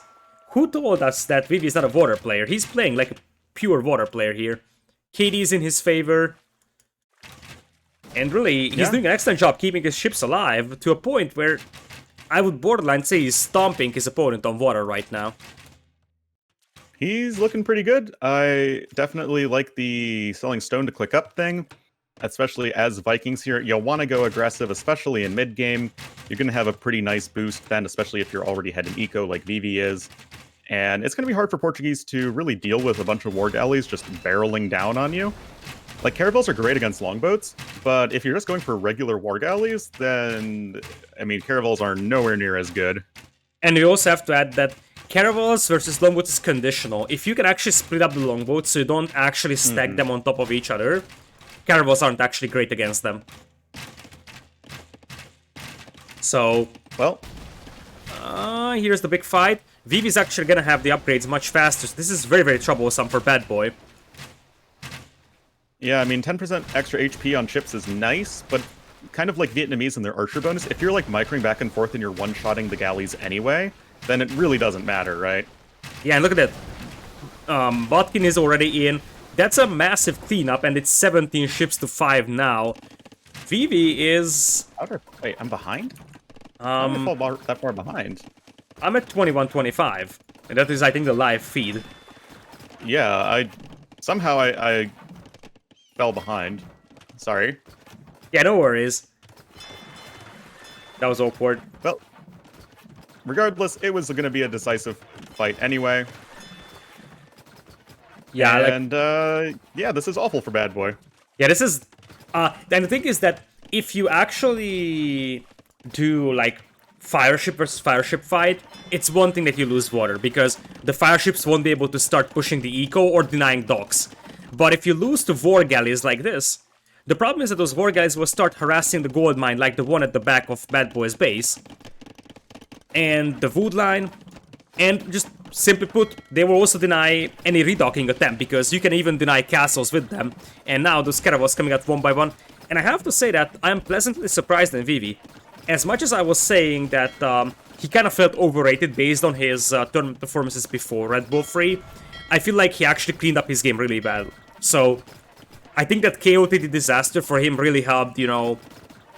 I'm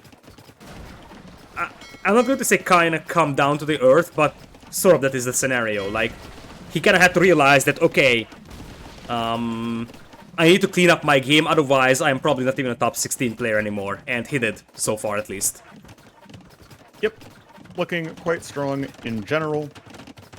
He still is very much a player with his own distinct style, but when it comes to just cleaning up the macro, I think especially, Vivi is actually, like, he is not a bad player in very protracted and, like, scrappy scenarios. It kind of reminds me of Backed in that way, where if the game is long and messy, like, Vivi is still totally fine. It's not like he's a one-trick, like, super aggro all-in player. No, he's not. In fact, I think his post-Imperial is actually better than his actual early game.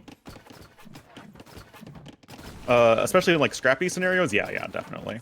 And now, see the galleons at the back, or war galleys at the back, they're denying gold mines, and, I mean, BadBoy's trying to come back on water, but he's basically off from gold, or at least he's going to be off for some time, so the gold mine is being harassed. Vivi hasn't won water completely, but we have to add the fact that he is on 2 TCs, he's got handcart as well, boso, whereas look at the eco of BadBoy. He's 5 on food, no horse color, no boso. Oh, that was a nice demo hit though.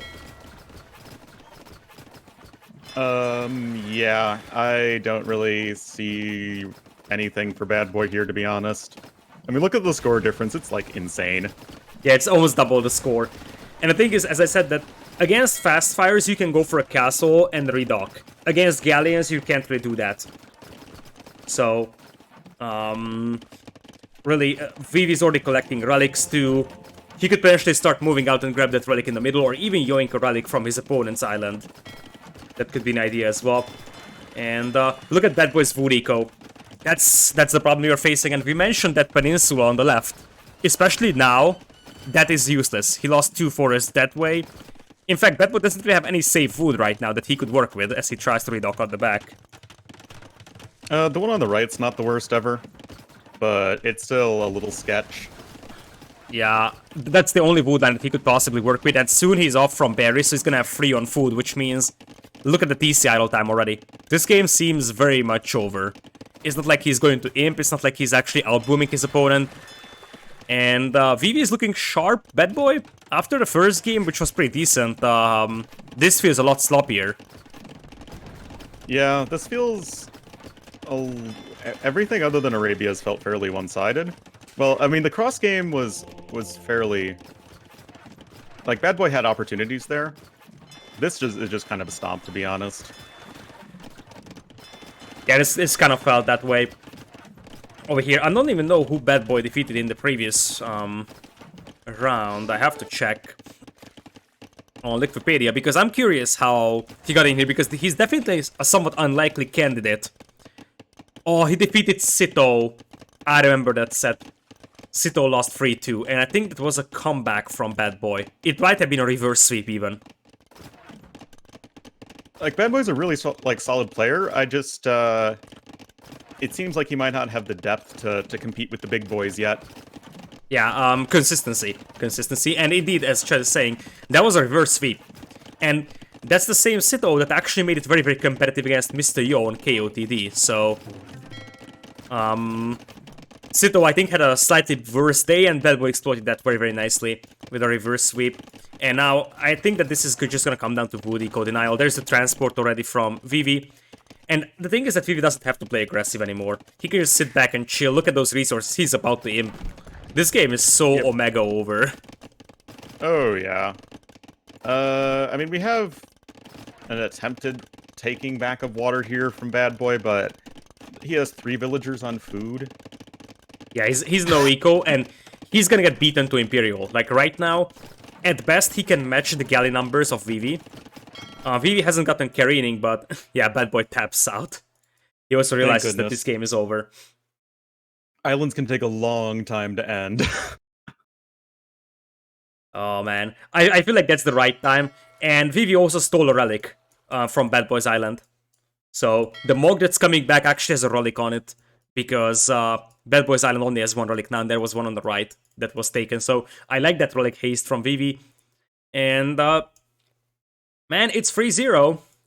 So far, a little bit one-sided. The brutal thing about this one is that we're sitting on a 3-0 2 hours into the stream. So this is going to be like 2.5 hours, even if it's a 4-0, which is unthinkable. I'm not sure about your opinion on best of 7. I feel like best of 7 is a bit of an overkill for the qualifiers. I understand the concept, but I feel like it's a bit too lengthy for the qualifiers if you compare it to the fact that round of 16 the main event will be best of 5. Yeah, I totally agree. I also think 3 best of 7s in one day is too long.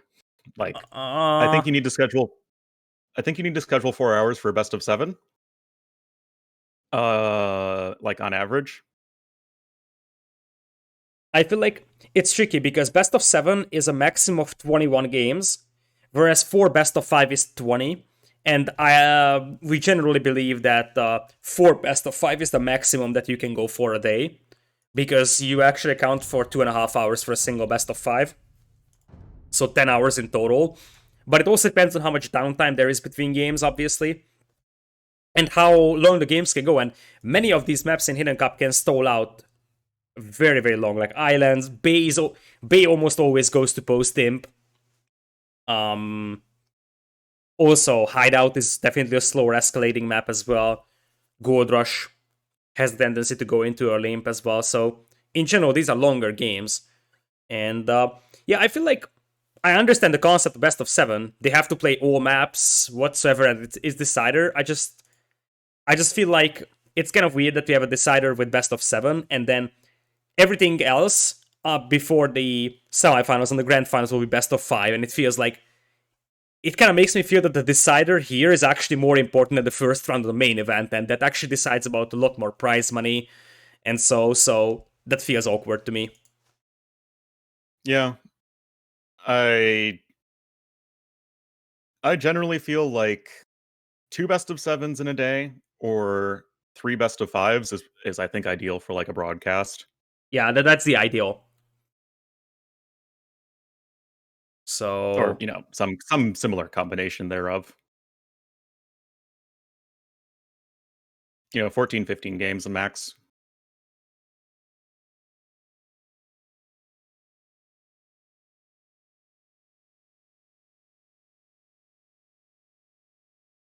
Anyway, the map is going to be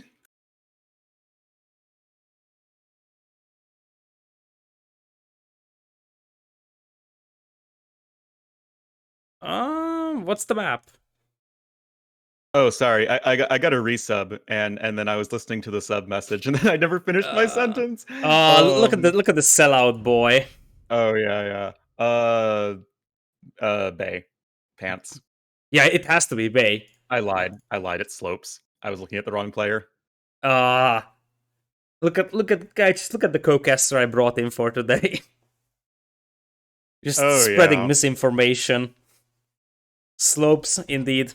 That's the only map that BadBoy can go for, because you can't go for opponent's home map. And if I'm getting Indians once again, I'm going to scream because I'm getting bored of Indians. I mean, I feel like the only way you get rid of Indians on this map is if you remove the pond completely.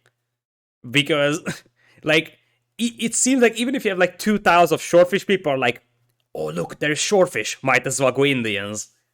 Makes me scream. Did you cast all of the last Hidden Cup? Yes, I did. And I know that the ponds Did you not want to smash your head into the wall every single time you saw slopes? Yeah, I remember that. Like T90 was always saying that this is one of the maps where you could have a lot of Civ variety, and you were always seeing Indian mirrors. I think it was even hidden free pick there, right? So it wasn't Civ draft; it was hidden free pick, and it was like Indian mirror almost every time. Yeah, like some brave people attempted Mongols against Indians. Here we Indians. are, Britain's Indians. What do you know? I feel like the thing is that I feel like slopes would only make sense as a spectator without the pawns, but if you remove the pawns, the entire concept of slopes is gone, because it is going to turn into like a wacky version of Arabia if you remove the pawns. I don't know, man.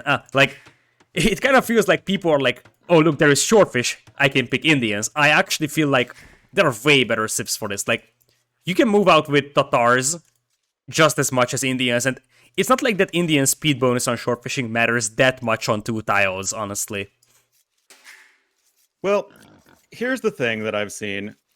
Indians were straight up broken on the last slopes variant. This is a more balanced version of slopes, but Indians are still a top pick, in part because of the shorefish.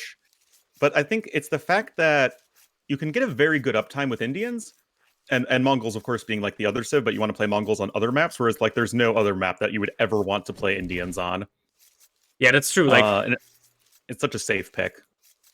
That's actually indeed a debatable thing, that right now, the Indians are just a so-so one-trick pony 1v1 civilization. You only pick Indians on shorefish maps, but you always pick Indians on shorefish maps. So it kind of feels like it's not about what units they have or what civ they counter, it's about, do you have shorefish or not? Yep. And then the thing is, like, Indians also have an amazing matchup against Mongols, because Mongols just struggles to deal with Indian camels and their extra pierce armor. So you don't want to pick Mongols here against Indians, and you also want to play Mongols on other maps like Bay. So you just pick Indians here, and they're going to be really, really good. Even if, like, they're even strong and competitive against the civ that would normally have a good matchup against them, like Britons, just because Indians can take out, or they can go to the fish and deer very, very early. And it seems like against Indians, most civs don't feel comfortable doing that, and that just gives you like an insane lead. Yeah, now we got 5 on wood even for BadBoy. That feels interesting. It kind of feels like it's going to be maybe a premium rush here for him. As Vivi is going in for lame, he wants to finish this fast. I'm not sure what time it is for him here, but it's probably already in the evening. Because these are live sets and it's 11 here, which means it's already afternoon in Europe, which means evening in China. And that lame is going to be huge. Because I don't think BadBoy is going to be able to stop that one. Nope. Because, for some reason, laming's not banned. I actually don't mind laming not being banned here. I feel like banning laming is just like, I don't know, saying, hey, you can't pick, or you can't build Fetorias. It's part of the game, and yeah, it just happens. Correct. I only get annoyed with the specific lame of stealing boar with scouts. But there's always a gamble. Like, the thing is that this is not like you gamble on losing your scout, you actually take HP away. In fact, this shouldn't have been a lame, but there's the counter lame, so I guess that's gonna even out. And at the end of the day, you see that Viv was the one attempting this, and he lost a lot more HP on his scout. So, like, I think that the trade-off is still there, that you are risking the life of your scout, you actually sacrifice scouting, deer push, whatsoever, for the sake of grabbing extra food. So that is, I think, understandable, but that's gonna be a lame and counter lame. Yep. Both players going for the drush, and neither player going for the sides, which drives me insane. Like, I mean, you've obviously casted even more than I have, but I've never seen a game where one player has gone to the side early and the other hasn't, and the person who went to the side early lost. Like, it just seems like an auto-win play. Depends, but yeah, I feel like the tricky thing is that many players attempted a Drosh FC with the berries, based on just how vulnerable this map is. However, if you attempt the Drosh FC here, the opponent can just move out for a pond and the hunt and catch up with a standard Feudal Age timing. Well... Oh, that militia... There is no loom for BadBoy. There is no loom for BadBoy, that's -1 bill and no berries. I think you're the one who forgot to speed up this time. I am? What time are you at? Yeah. 8:08. Oh, I was 15 seconds behind. But yeah, no loom for BadBoy. That was kind of a rough start for him. Now, answer this question to me. Why do you pick Indians on this map if you don't go for a shorefish? Oh, no reason at all. Like, I can understand the mind games of, hey, I make my opponent think I'm going for the shorefish, but I mean, it's not like your opponent can't scout that you are not there or so. Militias once again. Ready. Yeah. Yeah. Yeah. Grayton? That's Yeah. -2. Over here, although BadBoy is actually going to find one, maybe. Nope. No. That's not gonna happen. Now that lady could be in trouble, though. Might have to delete the mill, indeed he does. Exactly. You have to delete the mill here. So I guess that's value over there. I guess Vivi's getting punished for actually going for the berries with Indians, which kind of feels like heresy. Well, I mean, Indians don't get heresy, so makes sense. And Vivi is also a member of WWP and not heresy either. That's also true. That's a nice move from Vivi, though, yoinking that scout. The militia is still full HP, though, as Vivi rebuilds that mill. Imagine if it was Japanese here, that would be much, much easier. But still, I believe... Already played that, so... Yeah, still 2 villagers killed versus 1 mill deletion. I feel like that's still value for Vivi, who is playing Drush FC here with a semi-open base. I feel like this map just needs a complete rework for Hidden Cup 5. Because... How about Hidden Cup 4? Change it before the main event. No. Like, they will actually start playing. Like, if you think about it, the main event will probably start playing tomorrow or so. Obviously, we'll be streaming it later, but the players already start playing, so there's no time for them to prepare for a new map. But I feel like the concept of this map is just generally broken. With Indians being a must, or like a so-so frequent pick here. But I think the map is vulnerable enough to make people actually try Drush FCs and whatnot. I think if you look at this map, this actually wants to be an aggressive, long Feudal Age scouts heavy map, just like we have seen in Hidden Cup 3. But players started realizing that you know, I might as well just go Drush FC here, and we're seeing that more and more. I still feel like it's really, really sus to go for the not early resources, but actually both players are now on the shorefish. I mean, like, the dynamics of this map don't really matter in this particular matchup because Vivi killed 2 villagers early on and is almost certainly going to be winning this set. But calculated. Okay. That's calculated. Sure. He survives. Yeah. What? Not fast castle. No, not fast castle. Stable. Forward, yeah, but he went up at 27 villagers, so this is like a Drush slow castle then.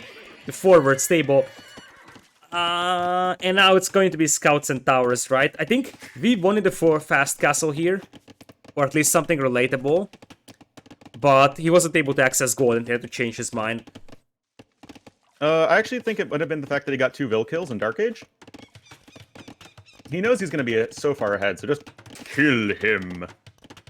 Yeah, but you have to consider, look at BadBoy's resources that actually are looking like fast castle resources. Now, the problem is that he's getting towered really badly. So, obviously it doesn't help. And there's a low HP villager on the wood line that Vivi could pick off if he pays attention. Looks like he won't, so that villager survives. What I like about this is that I really think that the strongest play of any Civ on this map is just going Indians and going aggressive to give you space for your villagers to just take all of the side resources. Because then you snowball that with your cheaper villagers and you can still get a very competitive, like, Castle Age time and just snowball the game from there. Yeah, that being said, he hasn't found the 4 villagers of BadBoy on the right side, so he isn't assuming that his opponent is there. It's okay, BadBoy hasn't found them either because they're idle. But BadBoy did find Vivi's villagers on the left side, and now Vivi has to kill the deer with his own villagers, otherwise BadBoy is going to snipe them with the militias. Or Ibex, man, what did they ever do to you? Vivi is in... let's see if we're going to have a forward range as well for a couple of skirms. Vivi, that's a disaster micro from him. Yeah, I was trying to focus on the other side of the map, dealing with the militia. He did lose 1 villager, cleaned up 2 militia. Yeah, that's I think decent value for BadBoy over there now. However, the scouts can run past TC. Once again, this thing is haunting BadBoy. And that's 5 scouts already, jumping on that wood line. Some of those villagers are low HP as well. I think you can take the fight against the Spirit too here. Oh yeah, you have 5 scouts. Yeah, some of them are very low HP, but you just want to be up in your opponent's face and kill him right now. Yeah, exactly. Tower goes up, you kill the archers. This tower might not even go up here. Oh no. And indeed, it kind of feels like it's going to be a dead boy scenario again. Well, it goes up, but it's a doubt tower. Ready. Yeah. Honestly, great decision from Vivi to just go aggro in Feudal Age. Yeah, now, the villagers will try bashing down the tower here, but there's another tower supporting, and you can just bring the scouts back, man. Oh my goodness. Vivi might even try trapping those villagers in there, knowing Vivi. Did he focus the spearman? Ooh, very nicely done there from Vivi to focus the 1 spearman. Yeah, that was actually very nice, and he's going to end up killing 2 more villas, I believe. That's actually a nice idea, trying to squeeze that villager in there, so the tower is covering, but nope, that's a dead vil. And there's more scouts coming in. BadBoy is up to Castle Age with 24 villagers at 19 minutes. Dadgum, villager count.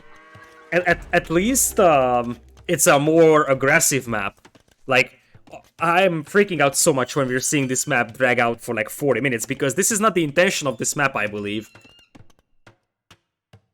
This map is incredibly boring. If it drags out long, it feels... I don't know, like, it just feels like this map is super snowball-y. You know?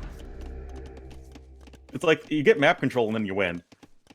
Yeah, sort of. But you need a lot of time to get actual map control. And, BadBoy is upgrading 4 archers to crossbows here.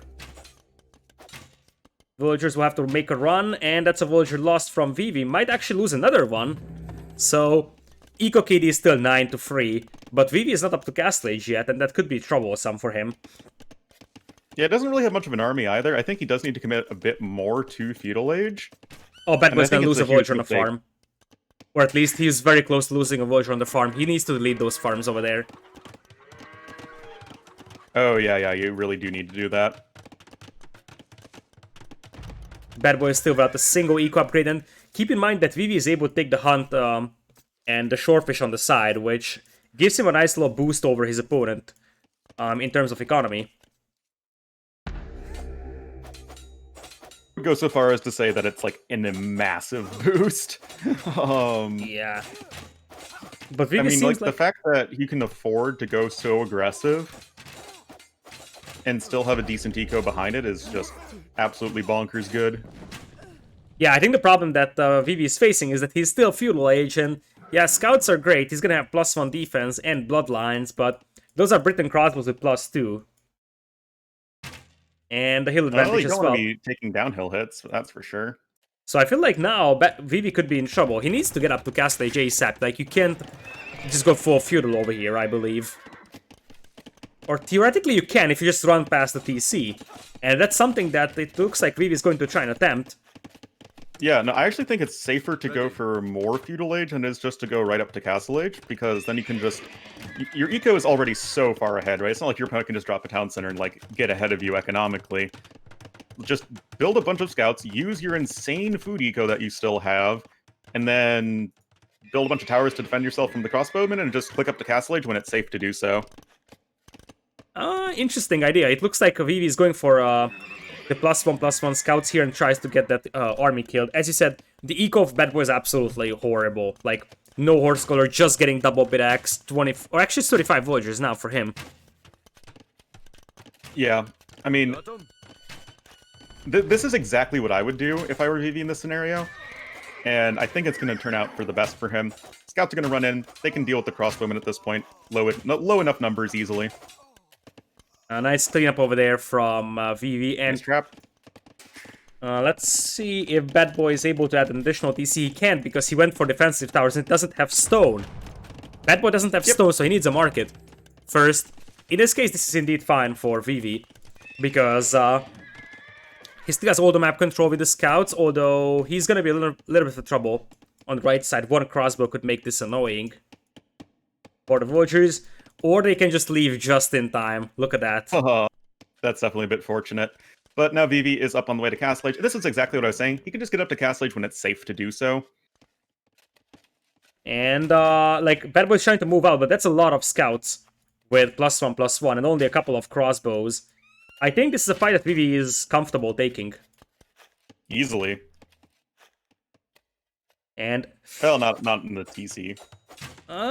you might just run past it, though. Yeah, indeed. You can just say, okay, I have mobility, and Britain's is an awkward pick for this map, for many reasons.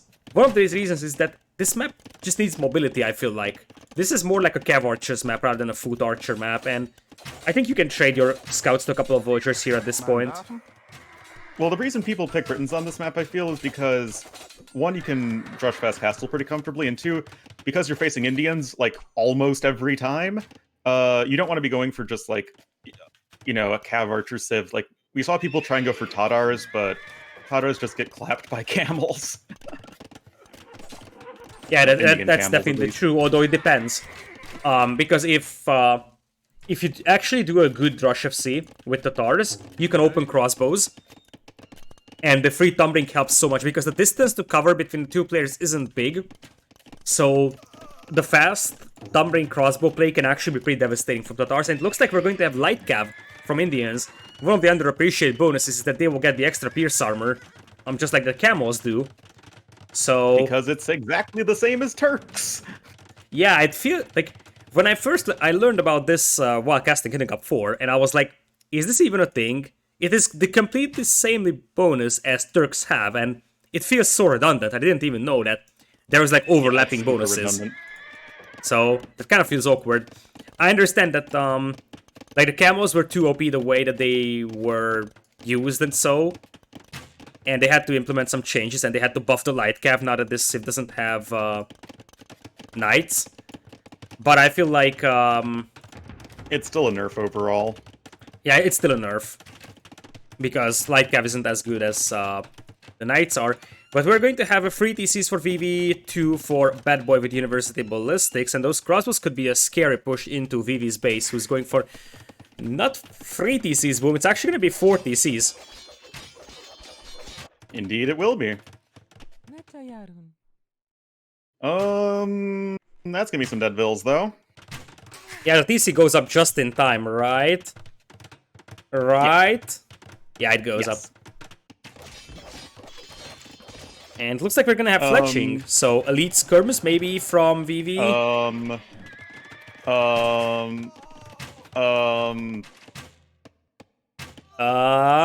Vivi apparently is having my APM in this one. Odos was dying there, and the other TC is also getting denied. Vivi just lost like 10 villagers on 2 TCs. He's trying to micro his cavalry so much, but I think he was over-microing his cavalry on the front, and he just lost everything on the left side TC, and on his basis one now, there's actually a villager lead for BadBoy.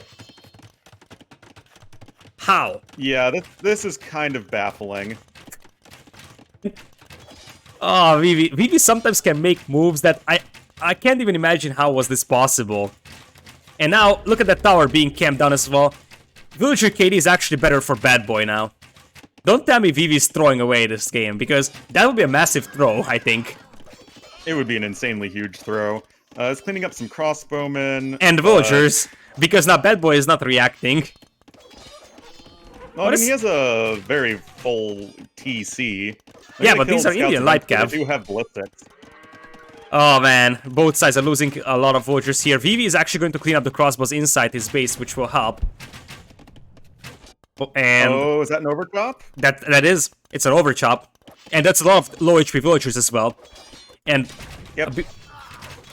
Behind this, Vivi actually unpopped his villagers from his tower though, which means that BadBoy can focus down a couple more villagers. I think he killed 3 more villagers here. On Vivi's base, like... Oh my goodness. Such a mess. Yeah, this is just like the Arabia game. It's like, both players are trying everything they can to lose the game.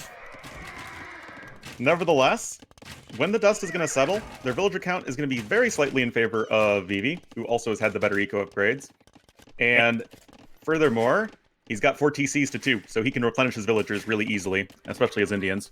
And he's got 25 farms as well compared to just WoW. So the actual food eco for the villager production is also much better. Yeah. Like, overall, that ended up being very good for Vivi. I wouldn't call it very good. I feel like it ended up being satisfactory, at least better than how it should have been. Yeah, I guess. He is gonna, I feel, he needs more production, though. Light cav are very hard to sustain at this stage in the game, just because it cost a lot of food and aren't individually super great. Yeah, Light cav actually cost more food than Knights do, right? Like, Knights are something like 60 food. 60. And Light cav are actually just a lot more. So, really, indeed, it's very heavy on your food eco. And that means that producing villagers is going to be tough with that. But look at that food count for Vivi. 38 on food already. Yeah, very good from him. Seems like he has pretty solid macro right now.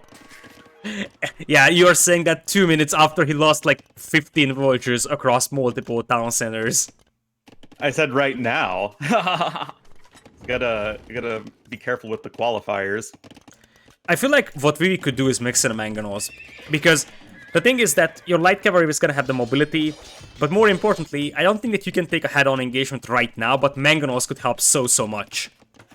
Exactly. Your opponent has 3 ranges as Britons. They have ballistics. There's just going to be a time when no matter how much nice raiding you do, the Briton player's eventually going to get to a big old massive crossbowman. There's no real way to stop that. You just need to be prepared for when that does happen. Right now, Vivi's plan is just going to be to try and pull his opponent apart by just attacking in a bunch of different locations at once. And that actually might be good enough for the time being at just buying time. He is getting Bodkin Arrow. So now the real question is, as Vivi goes back to stone, when are we going to be seeing the Elephant Archers? We have seen Tarkans in this set, so I have my hopes for Elephant Archers here. And theoretically, Elephant Archers might even work. I'm not going to say it would work out, but technically the only time where you would actually legitimately try using Elephant Archers would be a situation like this, isn't it? I mean, I've seen multiple times elephant archers win games versus civs like Britons. Like, they're actually super legit. I've in never this seen particular instance. I've never seen elephant archers being used in RM, but I've seen it in DM, and I have to say Indian mirrors in deathmatch is actually very, very fun. Because it opens with the camels, but then players will start spamming castles, and it turns out into like a huge, I don't know, 50 versus 50 elephant archers and orangers war. It's very fun. One of my favorite And then deathmatch nothing ever matchups. dies, ever. Yeah. That's one of my favorite matchups. And the funny thing is that you have to time your elephant archers very well, otherwise they would just get overrun by camels. Exactly. Yep, I remember that one as well, the IO. Anyway, 32 crossbows versus 16 light cav. I mean, that's okay-ish numbers if you're going up against knights, so if you're going up against only light cav, that's even better. Yeah, like, if you think about it, knights have basically comparable pierce armor. It would be 4 pierce armor more compared to 5, but they have 120 HP instead of 80, and they have a lot more damage output as well, so they actually kill the crossbows much faster too. Yep. Although Iron Casting coming in is very nice, gonna have full upgrades on these light cav is Vivi. Yeah, indeed, but still, I feel like a Mangonel would be much needed as he's booming on 5Ds, he's really using the Indian bonus to his advantage, and I feel like the problem that BadBoy is facing is that he's got no food eco, so doesn't matter how many TCs you have, or... yeah, basically, he's just gonna have no good food income, and he will never get to Imperial at this pace. Well, his quick balls have largely been on point so far. Guard tower now incoming. The rarely seen Indian guard tower. It actually is a very nice model. Almost as nice as the Indian keep, which we literally never see. Yeah, I think Indians have Bombard Tower, right? Nope. They don't? Don't see that one either. There is a Civ with this tower model that actually has Bombard Tower, right? Nope. Isn't there? Nope. Indians are the only civ that have the Indians architecture. Oh yeah, I forgot. Yeah, true. You might be thinking of Tatars having Bombard Towers. Yeah, Tatars but they have Bombard Towers. But yeah, I actually thought one of the Southeast Asian civs have some rare-looking Bombard Towers, so to say. Well, as far as Southeast Asian civs goes, Burmese and Khmer do not have Bombard Towers, but Malay do. Yeah, I think I might be thinking about the Malay Bombard Tower, though, because that's a unique model compared to any other Bombard Towers within the game. Like, well, Vietnamese when they had the Southeast Asian architecture also have Bombard Towers, but now that they're the East Asian architecture, you know, that's now unique for Malay. Yeah, indeed. So, Tatar is also unique, I believe, because Cubans don't have. The rest of the Bombard Tower models are available to multiple civs, as there's a castle that... Western Europe. Burgundians are now the only civ that have the Western European Bombard Towers. Because Spanish used to be the only one, but they were changed to Mediterranean, obviously. So, yeah, now Burgundians are the only ones that have the Western European Bombard Towers. Teutons have Bombard Towers as well, though. But that's actually... Teutons have a different model than Western Europe, right? Yeah, that's the Central European one, and I believe they are unique as well. Yeah, it's just Teutons, Vikings, Goths, Huns. Yeah, yep, and they're unique too. And I feel like, as I said, Vivi is underappreciating that the crossbow push over here. He's going into Imperial, but BadBoy is also going into Imp here, and he needs to be careful. Because BadBoy could easily snowball this one with like 50 ARBs here. Well, I'm not too sure, to be honest.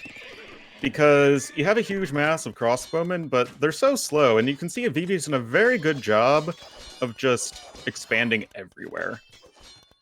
Yeah, that's true, and but... it's going to be almost impossible to ever, like, get to all the places you need to go with your blob of archers before Vivi eventually just whittles you down. Yeah, I feel like you need defensive castles, that's not a question. Because, indeed, you can't sustain this slow army against all these raids, that's for sure. What am I even talking about? BadBoy's at 54 villagers. Never mind. Yeah. I'm just noticing. I was like, oh yeah, he's going into Imp here. He's gonna have like comparable village numbers. Nope. 55, which is he's got 1 deadly bomb of crossbows, but if Vivi had 3 mangonels, he would have won this game by far now. Oh, yeah. And he's just probably waiting for Hussar. Because he wants to go for the style points in here. Turks also have bombard towers, unique bombard towers. Lithuanians also have unique bombard towers. What model does the Lithuanian bombard tower have? Let me think. Eastern Europe. Oh yeah, it's the one that's the same architecture as Magyars. It's like only Magyars and Lithuanians have that, right? Slavs is different and architecture. Slavs and Bulgarians. Slavs is different architecture, I think. Nope. Are you sure? Yep. Very sure. Nope, there are not only unique bombard towers, because East Asian and Mediterranean sets have multiple bombard tower civs. In fact, they even have 3 at least. Yeah, there is the Korean one. Koreans, Chinese, and Vietnamese. And then there is Italians, Portuguese, Byzantines, Spanish. They have 4. Yeah, those are the Mediterranean ones. So, welcome to Imperial Age, BadBoy. I will be your guide. As Vivi is going for Hussar. He is missing plate barding because that's not available for Indians anymore, so the light cap still feels weird here, because at the end of the day, these light caps are just pretty much the same as the light caps would be for any other civilization. Yep. It's a really dumb bonus. Yeah, it gives you a power spike in Castle Ages. BadBoy did everything that he could to lose half of the crossbow blob that he has had. So yeah, those light caps or Hussars will actually be pretty potato killing these Arbs. I mean... Yeah, that will be potato. Elephant Archers, let's go. I think it could be just, you know, an endless flood of Hussar until BadBoy actually runs out of resources. He deleted all. He just deleted everything. Yeah. He deleted all. He knew exactly this was over. And, well, it looks like the Fat Dragon is back in action. And as much as I was bashing him for his KOTD performance, I have to give him credit because his gameplay today was rather clean. It wasn't perfect, but it was much, much cleaner than the Vivi of last year, I think. So he definitely rebounded nicely from his temporary valley of performance, so to say. Yeah, that's it's good to see, and a competitive Vivi is going to be just, I think, great for the tournament. Yeah, obviously. And also, he's a fan favorite, especially the T90 community. So, in fact, that's one of the reasons why he was so overrated. He's a big fan favorite, and people were always asking, where's the Vivi, where's Vivi? But before Red Bull World 3, he had very, very disastrous tournament performances. But I think KOTD was sort of an icebreaker for him, because I think Vivi is also, you know, sort of heavily believing he's one of the best players in the world, but he didn't really justify that with performances recently until Red Bull. I think Red Bull was solid from him, this one was solid as well, and we will see what he does in the main event.